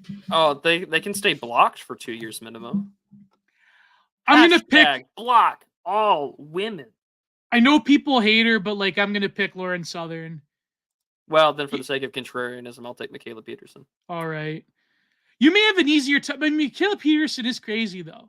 I look forward to gaslighting her until she murders me and I have the sweet release of death. You'd only be like a year into your sentence. I'd be in hell, but yeah, probably. She probably is really good in the bedroom, though. You gotta admit. I don't want to think about that. Yeah, but she probably would be though. She's crazy. Oh, I'm sure, and it's grippy socks nationalism, but like, I mean, yeah, I no. guess I could probably retratify Lauren Southern. Wholesome I don't know. Chunkus reach ratifies a cork mid. Yeah, exactly. KJ Gio can change here. I could. Kate J, the eternal optimist. I We love probably you, could Kate. change Thank Lauren you for Southern. being like the 1 or 2 through 3 female viewers of the Digital Archipelago. We really do appreciate your patronage. Through Dino World, yeah. She is our strongest female. If I changed Lauren Southern to being based again, that would be like a work of art. So I would pick Lauren Southern. Where she writes like a sequel documentary to the South African farmers. It'd be like the comeback of comeback tours. Yeah. Internet friend for $2. Nixon mention. Here's your Nixon Foundation stipend. I wish. I would love to get money from the Nixon Foundation. We love Richard Nixon in the show. We're Richard Nixon fans. Nurture Nixon's fans. Yeah. And for $5 by Jeb Reggie. Is it Reggie? Yeah, Jeb Reggie. Hi, Scott. I used my autism money to buy Swimsuit Girl manga. Hulk Hogan. HH. Oh, is this in reference to the Scott Greer reference? There you go. Hulk Hogan. I used my autism money to buy manga of Swimsuit Girl. Which manga? I know that there's that one manga, but it's like volleyball instead of swimsuits. I don't want to know. I forget. Anyways, Empire of Dust, the sequel, produced by Lauren Southern. Anyways. And Matty Ice for $5. If the government offers you money for training and investment, take it. If they offer you money to mope and get pale, do not take unless absolutely needed. Yeah, 100%. Yeah, that's exactly the position I've got on that one. Yeah, it's a good one. So thank you, Matty Ice. And Bolero393 for $5. Love Gio's take on leftist environmentalism. Save the planet, destroy humanity, give it to the animals if you go to its logical conclusion. Yeah, exactly. It's not really a vitalistic form of environmentalism. I mean, like, leftist environmentalism is just more globalism. Like, let's punish the first world. Because I mean, like, we're gonna hit net zero. We're gonna save the animals. Meanwhile, China opens up like 20 more coal-fired power plants. It's like, yeah, okay. Really, what this is about castrating like the industrial power of like the white Western world compared to like the absolute ecological disaster of the developing world. Yeah. Like, why should I castrate myself while these people like wreck the planet? Exactly. So that's a good, 100%. Gio make Lauren based again, but she will get fat. Oh my god. Well, with my cooking. Speaking of which, our good friend Cine Animations has done a really good job of putting out a new game. Oh, yeah? So, and Cine did all the artwork for it. So go find Cine's Twitter. I think it's at CineArt. And I think that they have the tweet up as they're pinned. And they did a lot of work. The demo is out now. I plan to hopefully play it on stream this Friday, but next week. Because I'm out of town from Wednesday to Friday this week for work. I will be able to tweet. I might be able to get some writing done for my hotel room. But again, I'm getting paid for this and it's again. So when like the last super chatter, if the government gives you money for training and to get better at your job, take it. Take it, yeah. All right, 199 by Joshua Bybee. Gio, send you art on Twitter. Please explain. Well, I'll have to look at Twitter after, but I'm kind of burnt out right now. I kind of just want to listen to some drama. Anyways, you better hurry. He's on a part 2 of that space. Oh boy. Jeb Reggie for $5. Thoughts on the counter to what you said, neo-left theory that all history was wholesome socialists outside of a few bad eggs until 1936. Well, that's certainly, there is that notion of primitive communism, but I'm more so referring to the mainstream interpretation of the left that has in some weird ways abandoned that Rousseauian origin that influenced Karl Marx when he talked about primitive socialism. So, I mean, well, couldn't we just say it's also envy? Yeah, that could be envy. Yeah. But also, like, the noble savage theory is certainly of this variety. Yeah, like the noble savage made it all figure out until we came along. Yeah, and that other people also got it, but we didn't. So yeah, that's. Despite the fact all archaeological evidence says otherwise. Yeah, exactly. No, but like that's what I mean. Like leftist historiography is much it's contradiction in some ways. Oh yeah. Anyways, John Carter for 489. I'd like to imagine that Euronymous' final utterance was, "But how does that affect you personally?" Oh my god, that's well, I actually funny. think Satan said that too. But if Euronymous I eat of his was a fruit, weird surely guy, I will though. die. Well, how does that affect you personally? Gio, top coal shoveler. Oh, there's a Cine animation. There you go. There we go. Cine art, yeah. Yeah, go follow Cine at Cine Art and go check out the game. It's great stuff. And Brent Taylor said he would also go with Southern, by the way. Okay. I love you just said like, okay. How does this affect me personally? How does this affect me? Yeah. It's a hypothetical. I don't care. Oh, I have one more. Both of these women are blocked on Twitter by me, so I don't care. I block both of them. Oh my god. I blocked them. So anyways, what do I have next? Oh yeah. I am recording. John Carter. Oh, there we go. Oh yeah, he for already said $4.99. You did this one. Oh, I did. Oh yeah. Euronymous. For those who don't know, that was the member of Mayhem that Varg was in a self-defense situation with, according to him. Anyways. Any others? Yep. Manjun Kak for $4.99. Take your own side. Yeah. I think I know who that is, by the way. Anyways, take your own side. I agree with the statement. Take your own side. It's true. You shouldn't have to hate yourself. Yep, exactly. And for $5 by Seasider, poor Jordan Pearson, that benzo/clown adventure in Russia really fired his brain. That's very true. And I know it's a cringe position. I know a lot of people hate him, but it's just like I see a man who is so in the most Dostoevsky level of suffering imaginable, and he can't commit to anything really. Yeah, like it's tragic in a way. I pity the man. I don't.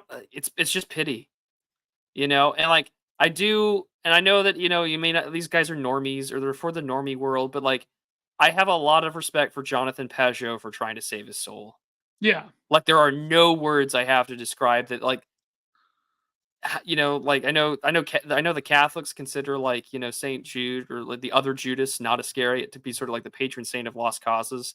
I kind of agree with that because it's just like I feel like what you're doing is a lost cause, Pajot, but you're taking this man to Mount Athos. You're trying to get him to understand it. I pity Peterson, but I do pray for the man because like that's a really terrible situation to be in. Well, it's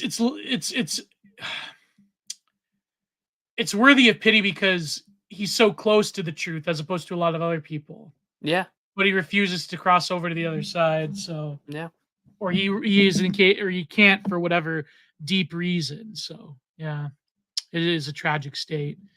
But anyways, we have one more. Unless you want to send a YouTube super chat or entropy, we have one more entry by Owen Zaleski for $5.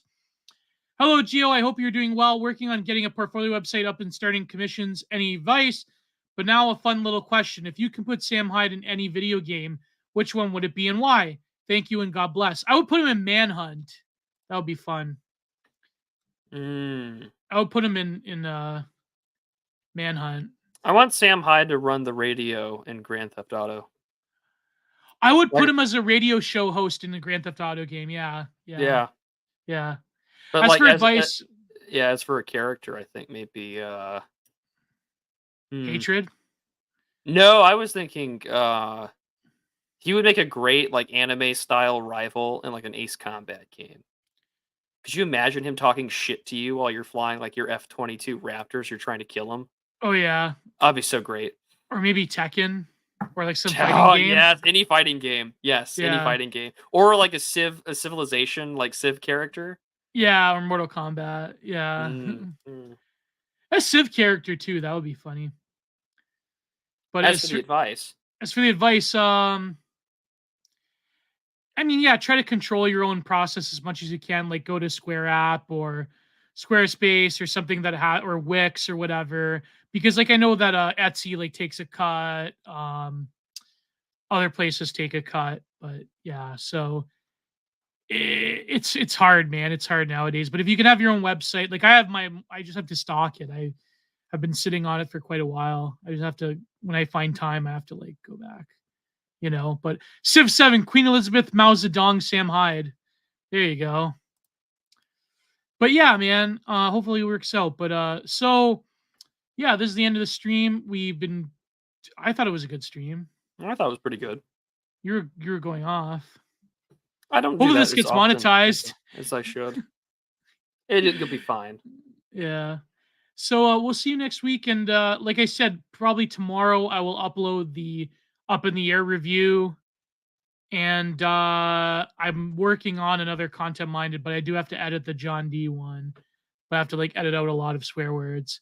So yeah, man, this has been great. Essay tomorrow for you guys, and then there'll be another one this weekend, but not tomorrow night. I finally have the format ready, and I will be starting a retrospective on all of the Venture Brothers, from the show to the movie that concluded the series. Kat Bellissimo and TR Hudson will be joining me. We're going to kind of do it in a Red Letter Media style, where we pick a couple of episodes from seasons 1 and 2. We'll go over the art book, which I have a PDF of because it costs like $500 to get a hold of these days. And that'll be up later this week. So I hope that you guys enjoy a slightly different direction. And then in June, the Stalin's War series will resume. I've got a lineup of guests scheduled for that. And then maybe we'll get some more, and then hopefully an essay on Jeremy Carl's book and the sort of metapolitical aspects of that narrative. So yeah, a lot coming down the pipeline. Nice. All right, man. So this has been great. So I agree. yeah. All right. So as we always say, all our links are down below to support us and all that. You know my film review fee and all that stuff. So God bless. Goodbye. Too sweet. See you, gents.